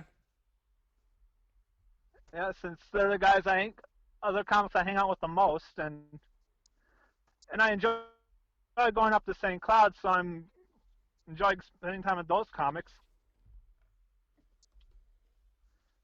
Oh shit! Oh shit! Tim Silverthorne said, I'm 52 and haven't had mine. Well, looks like I've beat... fuck. You all right there? Well, it's nothing to... Yeah, I'm okay. Okay. What did they say what's now? happening? I feel like something's happening. Oh. No, I'm just trying to live up to the pressure of being interesting. Yeah, you're doing a good job so far. I mean, you led with a suicide tale at Willie's. That was pretty good. Talked about your colonoscopy. That's pretty decent. Yeah, and... Tom Chilstrom is using the script for bingo and then getting mad that the bot has something to say. Yeah, colonoscopy was a... What about the colostomy? Yeah. Well, it was not as painful as I thought it was going to be. They gave me anesthesia, so I just went right out and just woke up and it was all done. It was like a Bill Cosby date. Wow. Okay. Why was it like a Bill Yeah. Cosby date? Well, because I woke up, didn't remember anything, and I didn't know I was violated. Okay. But you didn't get Cosby's autograph. Well, not on the outside. Tim wants to know, was Kelly having any symptoms? Why a colostomy so early? Was he having a spring special, like with furnace maintenance? Well, a couple months ago, I had this really weird abdominal pain, and it felt like someone was just kicking my groin. Okay. And the doctor said there was a possibility I may have had Crohn's disease. Oh, shit. Did it come back negative? Yeah, I came back negative. They said it was probably just a bug, so I really lucked out, and afterwards I just changed my diet, and I feel much better now. Okay. Also, I want you to know Tom Chilstrom was calling you retarded. How do you feel about that? Well, some days that's accurate, but... Well, let's see. I said, how do you feel about it, not deflect. Oh. Are you trying to start another comedy feud? Yeah, well, I just want to know how it feels to be called retarded by Tom Chilstrom specifically. Well... Because I feel like that's the pot calling the kettle retarded. Huh. That doesn't bother me. Nah, never mind. You gotta go with your gut, man. Why do you keep second guessing yourself here? I don't know, I just have a very active nervous defense system. Well, guess what? The pressure's off. You're already more interesting than when you were putting on socks. You can just be you, man. All right. Okay. Ran Out of Thought says, oh, great, another fake cancer guy. Who was the first fake cancer guy? Jacob. My buddy Jacob was on here, and he really had cancer, and the room kept accusing him of faking it. Oh, wow. Tom says, God damn it, Corey. I think he's mad that I told him that he called you retarded. Well, I heard the phone call. I know who was guilty. He didn't call me retarded. I don't know what you're talking about there. Okay. Tim says, I got lost in my neighborhood listening to this. Oh, is he on a walk or? Ricktar says, haha, they just Still wanted to cooking? finger your butt, sucker.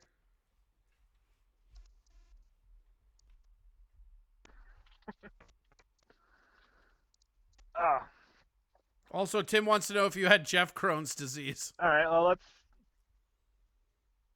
Jeff Crohn's disease? Who's Jeff Crone? Oh, yeah, that was before your time. He was a very bad stand-up comic who quit, and now he posts very inflammatory things on Facebook, which, if that's coming from me, you know it's very inflammatory. Yeah, like, what does he say? Does he bring up, like, a whole bunch of BS politics stuff like the usual? Yeah. Your classic, like just, like, mad at Trump, so I'm just going to say whatever I want stuff, not real points, you know? Yeah, I'm trying to lay off the social media and been doing some more reading and exercising lately. Do you feel better? Yeah, I feel a lot... Well, this whole quarantine has been very relaxed for me since I'm, like, in the hyper-introvert mode, and... Mikey Two Milk says, Feels like waiting the for the funny. best I and didn't, worst Mikey, quality- hold on one second. Mikey, I didn't tell him to be funny. I said be interesting. He's being interesting, so calm the fuck down, bro. Yeah. Ricktar wants to know if you have like any this whole sweet sock recommendations. This is killer. Yeah. White. White? Okay, that seems very... Or, you know, white or black. Or white and black. Mix them up. Just mix them up. Just throw them in the basket. See what happens. Yeah. All right. Well, tell the people where to get a hold of you. Yeah. Coming up on time. Tell the people where to get a hold of you. Where do they follow you? You can follow me on Well, they follow me on Facebook at Kelly Burger, and you can on Twitter Kelly Burger 1, and I'm recently started Instagram. You can find Kelly Burger there, and I have 2 videos on YouTube. You can watch them, and there's also another Kelly Burger on YouTube. You have 2 videos on YouTube. But she's a look. Yeah. I know. I got this promotion shit down. All right. Well, all right. I'm going to let you go. You did a good job. You were more interesting. I'm proud of you. We'll have you back. You've succeeded. Okay. Your neck was on the cutting board, but you fucking made it. You made it through, Kelly. All right, I'm going to go now. All right, goodbye. All right. That was Kelly Berger. He was trying to be interesting. Let's see. Where are we at? Jesus Christ, the show just flew by today. Let's see here. Let's give old Tovar a call. We haven't talked to him since he flamed out and got all mad, and then I got all mad, and then we got all mad, and then we both didn't care because that's how it works. Let's see.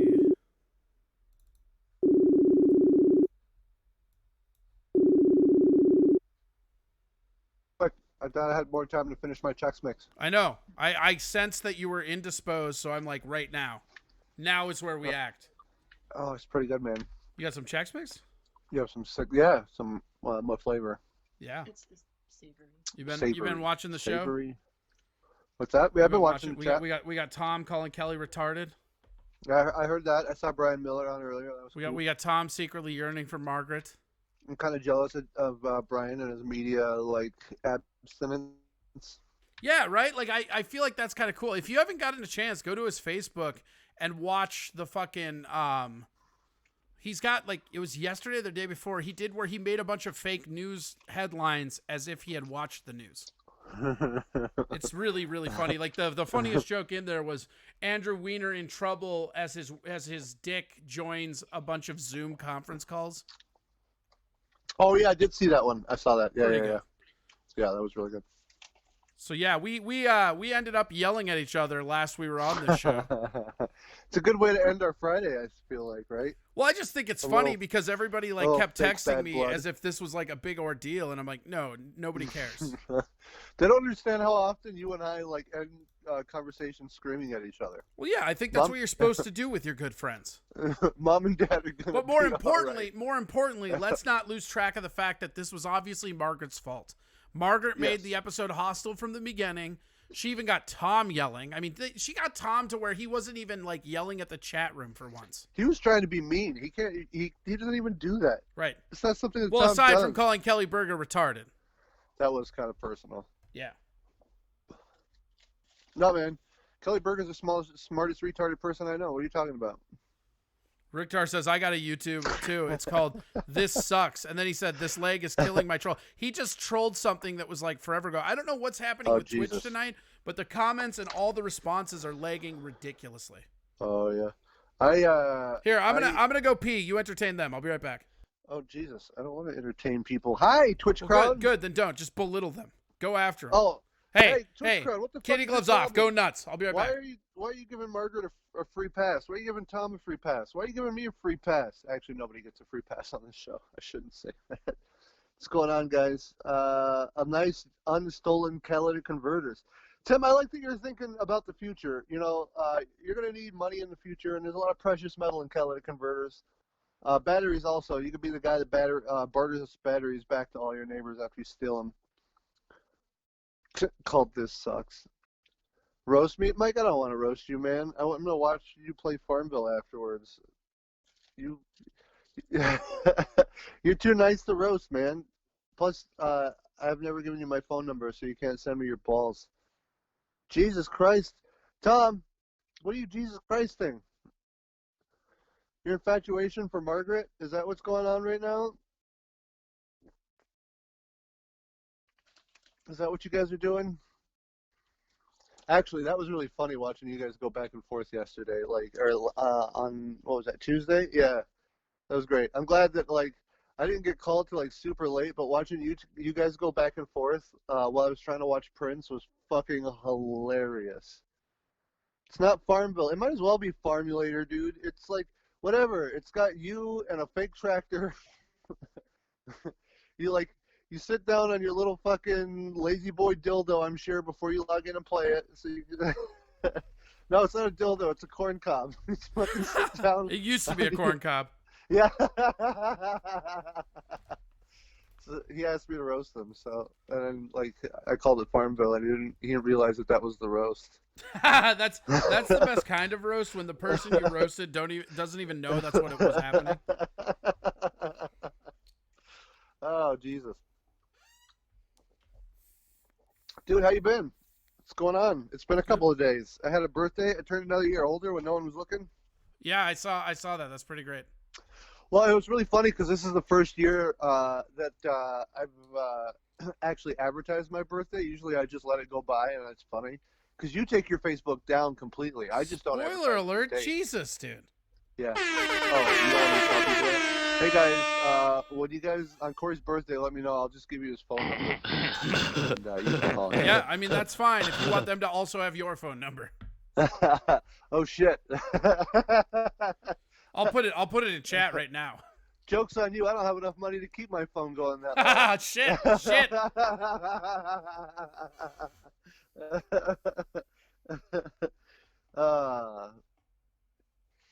My Friday with Friends was pretty good. Brady was in there, taxation and stuff. Yeah, I he saw actually that. did the whole hour with me. He's again. basically like a regular of your channel now at this point. Yeah, he's becoming my little co-host. That's cute. You two should fuck. Mikey Two Milks. You don't talk about Farm Sim that way. I said roast me. I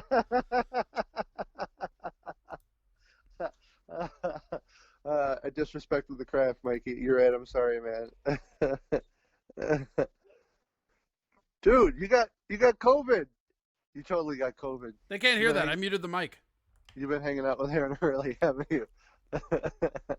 Wait, does he have it? No, nobody I know has it right now. I know someone that had it like a couple weeks ago, but we got a lot of fun news stories today. Did you see Sweden? I thought you would enjoy this, and I thought we would do this just because of this. Oh, is because something... of how it ended. Yeah. Well, like, okay, so here's the thing, and I want people to understand this because you and I didn't really give a shit because you knew what I was doing, but like for people that didn't listen to Tuesday's episode, I was trying to get Tovar to engage in something that he just is absolutely frustrated with because one of our mutual friends is basically using Sweden as an excuse to just do whatever the fuck he wants, and it's fucking infuriating. It really is. Yeah. But the reality was I was going to loop back and say that like when we were arguing about it, what I was trying to say, and it was so funny because you're like, we just won't agree on this. And I'm like, dude, I'm on your side. I'm just trying to like phrase it, you know? Like, because the idea is like, I'm glad that we're not doing that, but I'm glad that somebody is, you know, just because like, you know, worst population, who cares? Yeah, it is like super inhumane. And I am really glad that like we aren't the ones doing it because, you know, I think that that's a decision that gets made like maybe a year and 18 months in if there's like no vaccine. Well, I think that it's like I disagree with you there as far as the humanitarian stuff because the reality is that if we're going to try to cure something we don't understand, which again, the doctors and the surgeons, like I mean, I posted that thing of times. And that video is crazy when the professionals are coming back and they're going, look, when the doctors and the professionals are like, we have no idea what's going on. Yeah. That's when I accept that nobody really knows anything personally, you know? And so the thing that's so interesting with this Sweden stuff is that like, we can call it inhumane, but I mean, like, if it ends up working, it's not. It's a very weird gamble to take. But if everybody else isn't doing that, and it makes a little bit more sense to me if everybody is progressively going the wrong way in vaccines. Because, I mean, let's say everything is in a vacuum and we know for sure we're going the right way to get a vaccine. You're still talking about a year minimum. Yes. You know, and like, it's just really interesting, you know, and like, but the thing that I wanted to say about going for wait, it. go ahead. Oh, I was gonna say the thing that Sweden does have going for them is that really besides Stockholm, it's mostly a rural country, and they have more hospital beds per capita. One of the highest per capita ICU beds available. Yes, and so like, if anyone was gonna try this philosophy, I'd rather it be them than us for sure. If we were trying that philosophy, I think we'd already be fucked, you know. Because we just don't have the hospital beds to cover that many fucking sick people. I really would like to see that, though. I mean, like, I don't want it to be Minnesota, but I would like one state to I mean, do it. you kind of are in Wisconsin and South Dakota and Iowa. I mean, kind of, but, like, the population is different. I would like to see it in, like, a California. You know what I mean? Like, I mean, what is Stockholm in relation to, like, Des Moines or what's the capital of South? Way more than that. I mean, they've got people. They're just not a real city. Like Nobody's in fucking Bismarck. But I mean, Des Moines is a pretty big city. I would be curious. Well, okay, the population of Stockholm is 974,000. Yeah, so it's probably very close then. Yeah, 'Cause probably. I bet you Des Moines is right around 1 million. I wonder So, what like, the population of Sweden overall is. Probably not much, right? bet you it's real close. 10.3 million in the entire country. Okay, what's the population So of where Iowa? the fuck is their other city? What the fuck? Yeah. Like, I can only name Stockholm personally. Yeah, I don't know. Aleppo? I don't fucking. IKEA? Is that a Swedish city? IKEA? I feel like IKEA Meatball. is fine. It's meatball, right? It's meatball. Oh, by the way, Tim, my birthday was really awesome. Like, it was like the first real nice day above 70. I barbecued. It was a good day, man.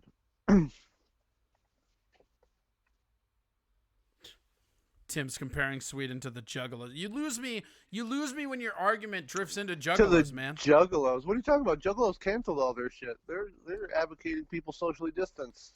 Prop me up against the jukebox. Yes, Georgia is going almost fully open next week, so we'll see how that Oh goes. my God, yes, they are. We're gonna have a lot of social.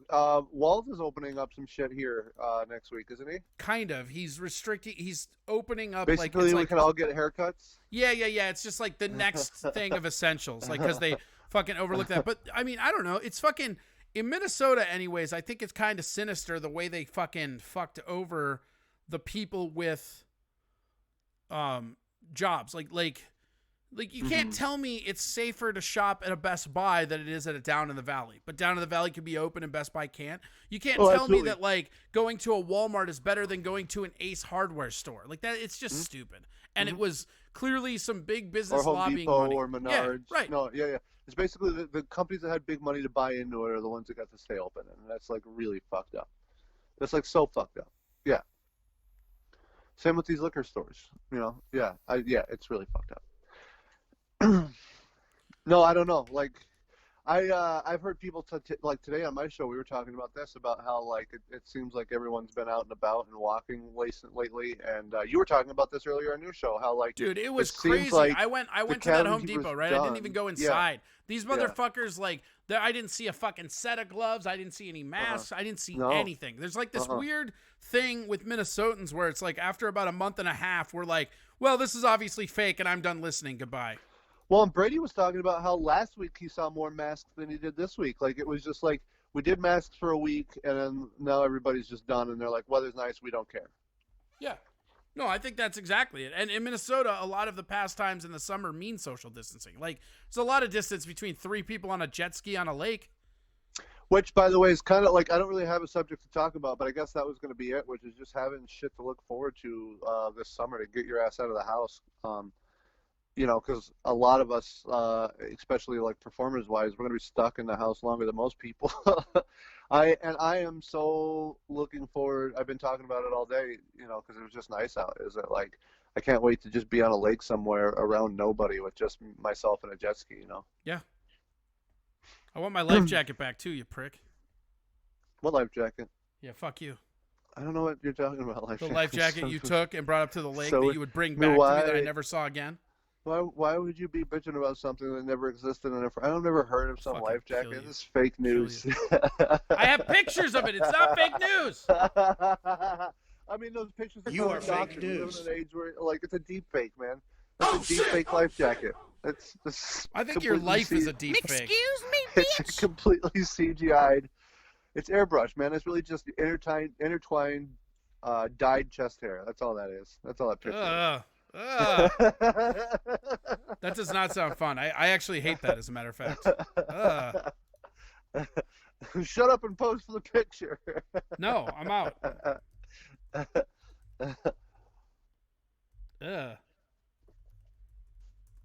Yeah, right. So what else is on the news docket tonight? What else are you going to cover? I got a bunch of stuff tonight, actually. I've got, let's see here. We got some, I got a couple Chinese things that are pretty good. Chinese things that are pretty good. Yeah, I'll take, there's a bunch of there's a bunch of like citizens that are like protesting, and like there's a lot of really cool stuff that's being covered right now by the Epoch Times. I got Trump talking about bleach. That's pretty fun. Dude, like, what the hell? Like, I've seen people like erupt. Like, every single liberal news outlet that I like see on my feed was all bragging about how like Trump said that you should be injecting disinfectant into your body or Yeah, whatever. I got that. I got that whole clip. We're gonna go to that next. Yeah, Well, here, yeah, how about and this?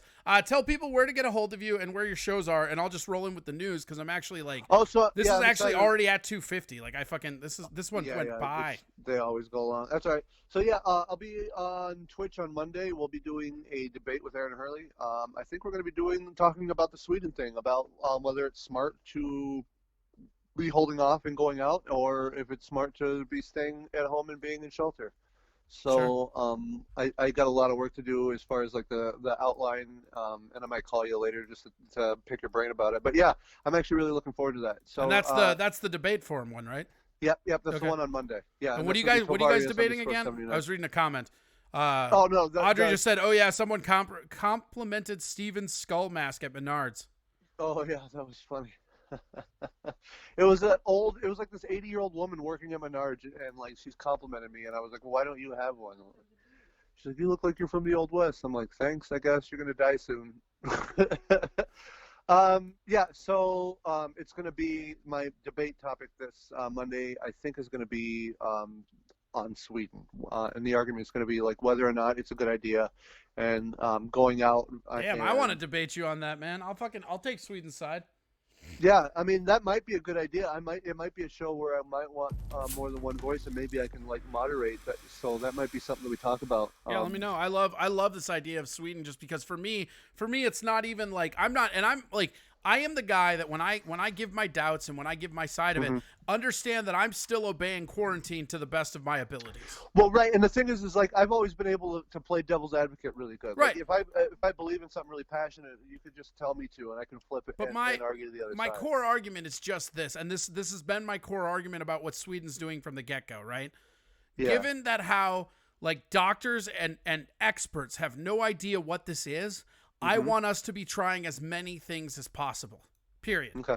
Like just from a medical standpoint, because if this is something that's going to be cycled waves of, because like here's the thing about this is that if our governments were lying to us and that the waves are going to be more than two, let's say third and fourth and fifth waves, then you're talking about where herd immunity might be the way to go about it, because it's a viral thing that's coming back in waves, and especially like. Given the stuff we don't know, they're not going to have a cure anytime soon. They're just not. Yeah, I mean, here's the deal. If we get a vaccine within 2 years, then the Stockholm model is silly. If it takes us 5, 6, 7 years to figure this shit out, then obviously the Stockholm model is a smart model at that point. You know, it's all just it's a time thing. To me, you know. Rick Dar says Mitch calls out Como for asking for money. Como reminded Mitch about how much Kentucky takes and never puts back. He was talking about... they're like the 5th largest recipient of welfare. He's talking about AYTU, and they did make a UV light that can kill... Yeah, no, we're going to be covering all that. I'll get that. All right, here. I will... Yeah, that's the other half of that argument. So, yeah, let me go. Yep. Like I said, I'll be on Twitch on Monday, and then you can catch my Instagram show, Steven Tovar 79 on Wednesday. And then I will call you later, and we'll talk about your debate. Thank you for being there. And let, like, just so people know, nobody, like... Tovar and I will yell at each other. That will happen again. It's a lot of fun, man. Like, it's very cathartic. Telling Corey Adam to fuck off is like the funnest thing you could do with your mouth. I feel like you just haven't had enough oral sex. That's or maybe not given enough, I guess. Oh, shucks. All right, buddy. I'm going to let you go. Yeah, man. Bye-bye. That is Steven Tovar. There we go. Let's cram into this as quickly as we can. Let's see if that's... Is that right? Hold on. Yeah, okay, cool. That's that. Let's see here. Links. Bleach. So this is Trump talking about the bleach and shit, the ultraviolet stuff that he was talking about today. So this is what everybody in the news is going apeshit about currently. So supposing we hit the body with a tremendous, whether it's ultraviolet or just very powerful light. It's very soft. And I think you said that hasn't been checked, but you're going to test it. And then I said, supposing all right. You brought the light inside the body, which you can do either through the skin or in some other way. And I think you said you're going to test that too. Sounds interesting. Right, and then I see. So what this looks like to me, and the thing that makes me laugh the most about this is like, this is just Trump like brainstorming and then looking over at the doctors like, you know, we're going to grab a ray gun. Then we're going to see how that works, right? You're going to test that? Okay, good. And then after that, people are going to give me money for no reason. All right, you're going to test that? Good. It's just fucking ridiculous. The disinfectant, where it knocks it out in a minute, 1 minute. And is there a way we can do something like that by injection inside or almost a cleaning? Because you see it gets on the lungs and it does a tremendous number in the lungs. So it'd be interesting to check that. So that you're going to have to use medical doctors with. But it sounds interesting to me. So we'll see. But the whole concept of the light, the way it kills it in 1 minute, that's pretty powerful. I would like you to speak to the medical doctors to see if there's any way that you can apply light and heat to cure. You know, if you could. And maybe you can, maybe you can't. Again, I say maybe you can, maybe you can't. I'm not a doctor. But I'm like a person that has a good, you know what. But sir, you're the president. Deborah, have you? I'm not a doctor. I'm just a person with a good you know what. It's like clown time, guys. You ever heard of that? Hey, can you verify this lie I just told? The heat and the light relative to certain viruses, yes, but relative to this virus? Not as a treatment. I mean, certainly fever is a good thing when you have a fever. It helps your body respond. But not as, I've not seen heat or light. I think it's a great thing to look at. I mean, you know, okay? Respectfully, sir, you're the president, and people tuning into these briefings, they want to get information and guidance and want to know what to do. They're not looking for rumors. Phil, I'm the president, and you're fake news. Just got it in there, right at the end. And that's kind of like what it is now, right? Like, I'm the president, you're fake news. Drink some bleach, you fucking assholes. You are fake news. Yeah, I mean, all the world's a stage. And here's the thing: if Trump gets you mad, if he gets you enraged and stuff, like, that's fine. It's okay to be mad at him. He's kind of a dipshit sometimes. But understand that all of this is a fucking it's a con. You know what? What the fuck? Yeah, it's weird, right, Tom? For real though, AYTU came up with rapid testing faster than anybody and just sold a bunch to South Korea. Yeah, I mean, but that's fine. Like, yeah, he just needs and spins it however he wants. But the other thing to talk about, and this was one that I wanted to get to today, was, let's see if we got this. When it comes... Whoa, that is an ad that nobody gives a shit about.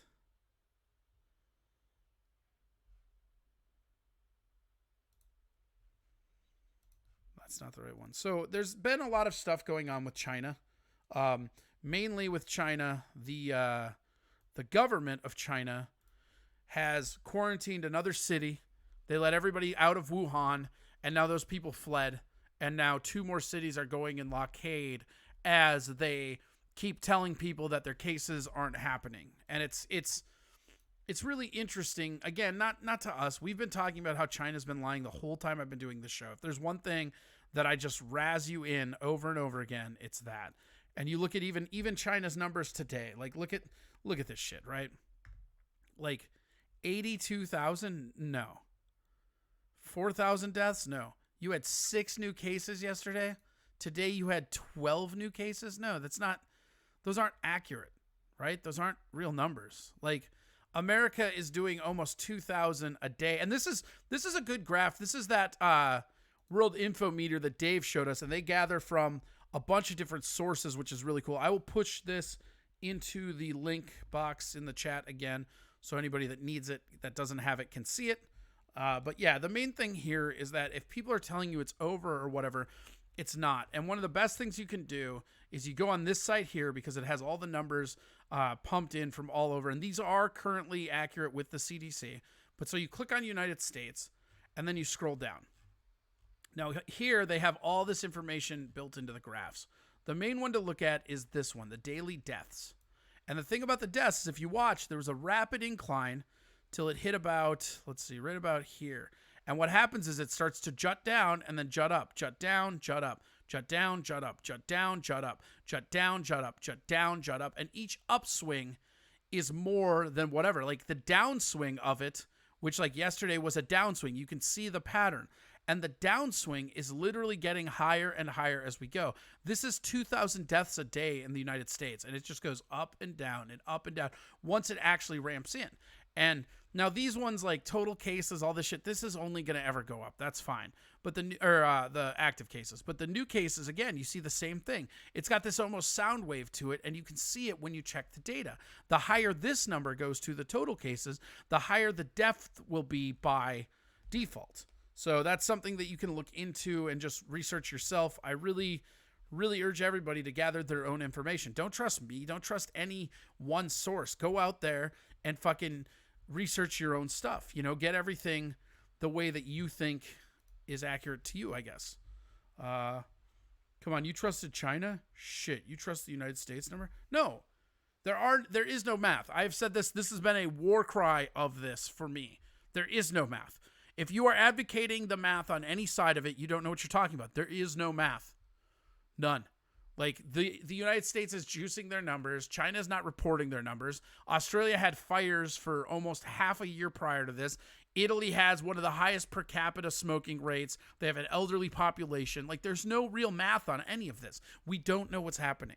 And that's why it's important to keep with these trends of the lockdowns, because we don't know what's happening. Meanwhile, in China, the citizens are starting to kind of awaken up to, I don't want to call it awake, because a lot of them have always been awake. China knows how twisted their government is, but there's a lot more on the feet protesting going on, and this might be revolution time in China, which is crazy considering their history, but a lot of the Chinese citizens are seeing past the propaganda because, again, they can see what's happening. This is a story by the Epoch Times. Very good source for China news. Here we go. Many countries have implemented several measures to assist their citizens and their economies during the CCP virus pandemic. The United States has the largest scale economic relief plan of $2.2 trillion. Although many Chinese people are fooled by the Chinese Communist Party's propaganda and believe that Americans are suffering more due to the pandemic, there are many people waking up from the lies. On April 14th, Chinese state-run media outlet Beijing News tweeted the following headline: "Unemployment sweeping across the USA." The rest of the tweet stated that the unemployment rate has increased drastically in Los Angeles due to the CCP virus pandemic. Drone footage captured many citizens driving to specific places appointed by the government for food relief, and vehicles lined up on the highway for many miles. The food relief program was very simple and included some grains, cereals, frozen chicken, and one bag of oranges. The tweet was flooded with a lot of criticism, such as the CCP does not even give the skin of the oranges. The US gives Americans one big bag of oranges. The Americans are too honest. We are smarter. The unemployment here in China is zero, because we don't even record it. You have no right to criticize Americans because their government is giving benefits to unemployed people, and their monetary benefits are more than our monthly wages. Mr. Lee commented online. The Chinese government badmouths the US. We, the Chinese people, don't receive any money, but we are also blackmailed. We are even forced to donate money when we self-isolate in large hotels for 14 days. 500 yuan per day, and that is how the Chinese Communist Party steals money from its people. What an evil regime. Mr. Hu commented online. The pandemic involves some political aspects, so there are many fake news reports and propaganda. Mr. Lee expressed online. People line up to get free vegetables in New York, but my friend in Wuhan has to pay 4 to 6 times more for vegetables. Also, the amount of vegetables he can purchase is limited and controlled. The same goes for hospitals. It's free to get treated in the US, but here in China, the CCP charges fees that are 100 and even 1,000 times higher. For example, having IV, intravenous injection, for a day costs more than 1,000 yuan, and if you're in the ICU, it is going to cost you more than 10,000 yuan per day. Mr. Zhang commented online. Chinese people abroad know what is going on because they are able to receive all sorts of information. In China, it is the opposite. You only know whatever the CCP wants you to know. Hence, many Chinese people are being deceived by the CCP. According to news reports, since the outbreak of the virus in the US in March, the CCP has come up with new ways to try and maintain its political power, such as having American influencers who have a wide range of Chinese fans film videos of epidemic centers in the US with both English and Chinese subtitles. These American influencers even hosted live streams for the Mouthpiece CCTV and deliberately showed empty shelves in New York City supermarkets. They fooled a lot of people in China by creating a false image of Americans in the abyss of suffering.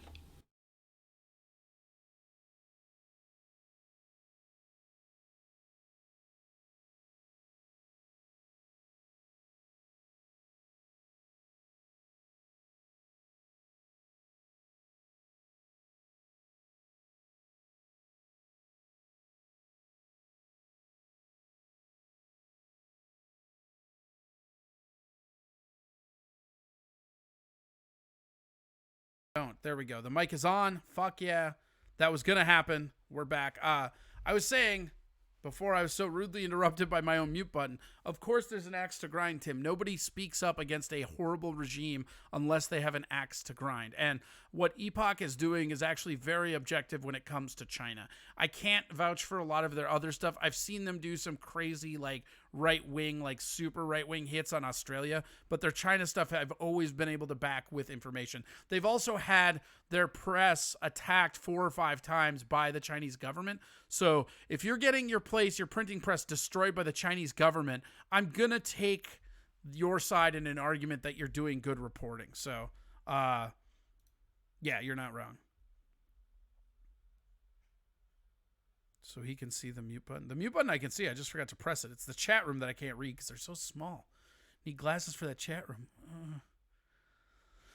All right, we had one more. This is also out of the Epoch Times, but this is, again, just kind of in the same vein of the story of that we were just watching. But this is specifically one man that's going in against it, and it's pretty ballsy. He's not worried about his own privacy or anything like that. This is pretty cool, too. A brave young Chinese man criticized the regime for being inept and arrogant in combating the outbreak. A short video was posted online showing a young man challenging the regime. According to the post, the young man indicated that there was no need to hide his face in the video. It said that China is making great efforts in handling the pandemic. China is claiming to have done a wonderful job in winning against the pandemic and so on. My town has been closed for more than 40 days. Has anyone received one dime? Where has the 900 billion yuan in tax dollars gone? Where's the government's relief for this pandemic? During the Qing dynasty, there was a porridge shed set up to serve the public during natural disasters. Where's our porridge? I can pay for my own porridge, but where is it? Forget the relief fund, I have money, but where's the porridge? What sort of great effort is this when dealing with the pandemic? Fight the pandemic, protect life, poverty, and safety.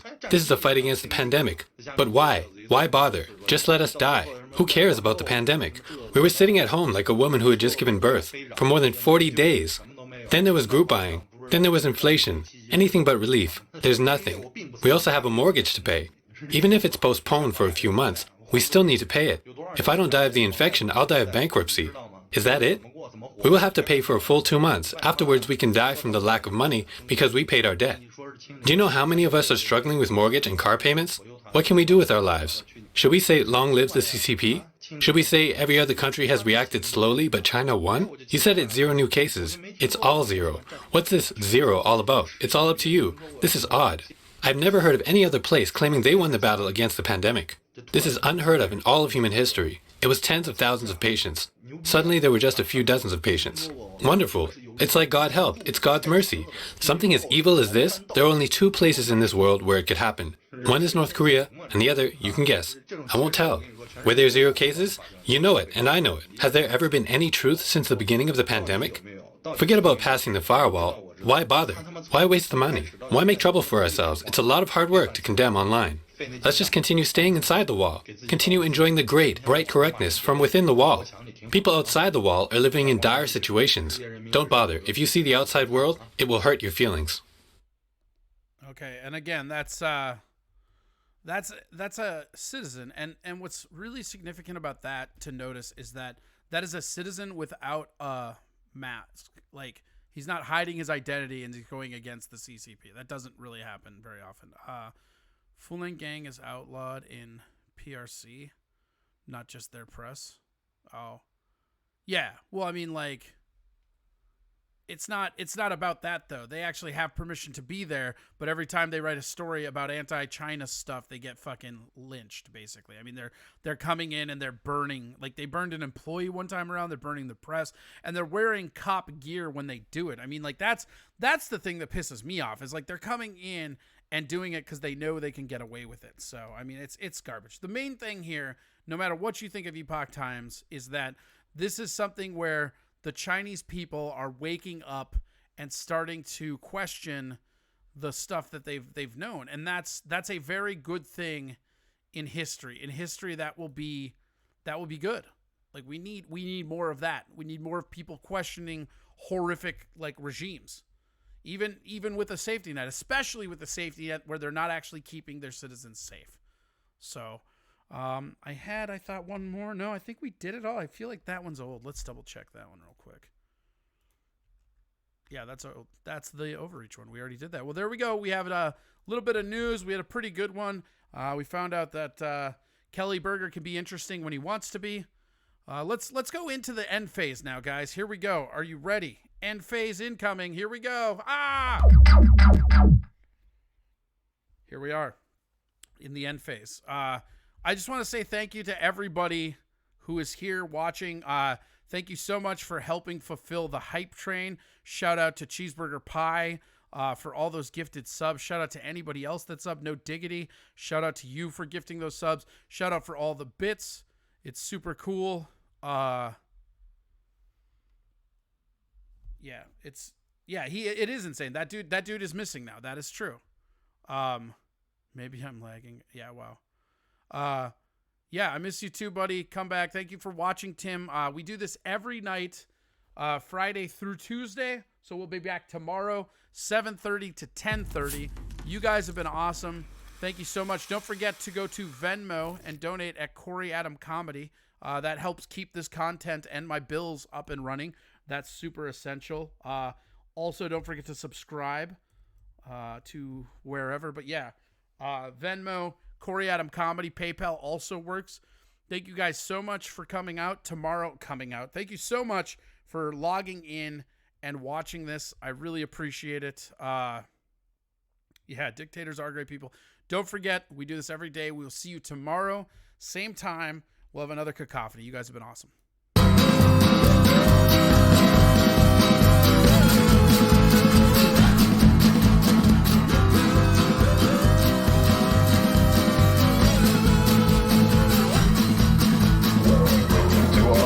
Microphone among his hips. He did his upper fools and he never took no lip.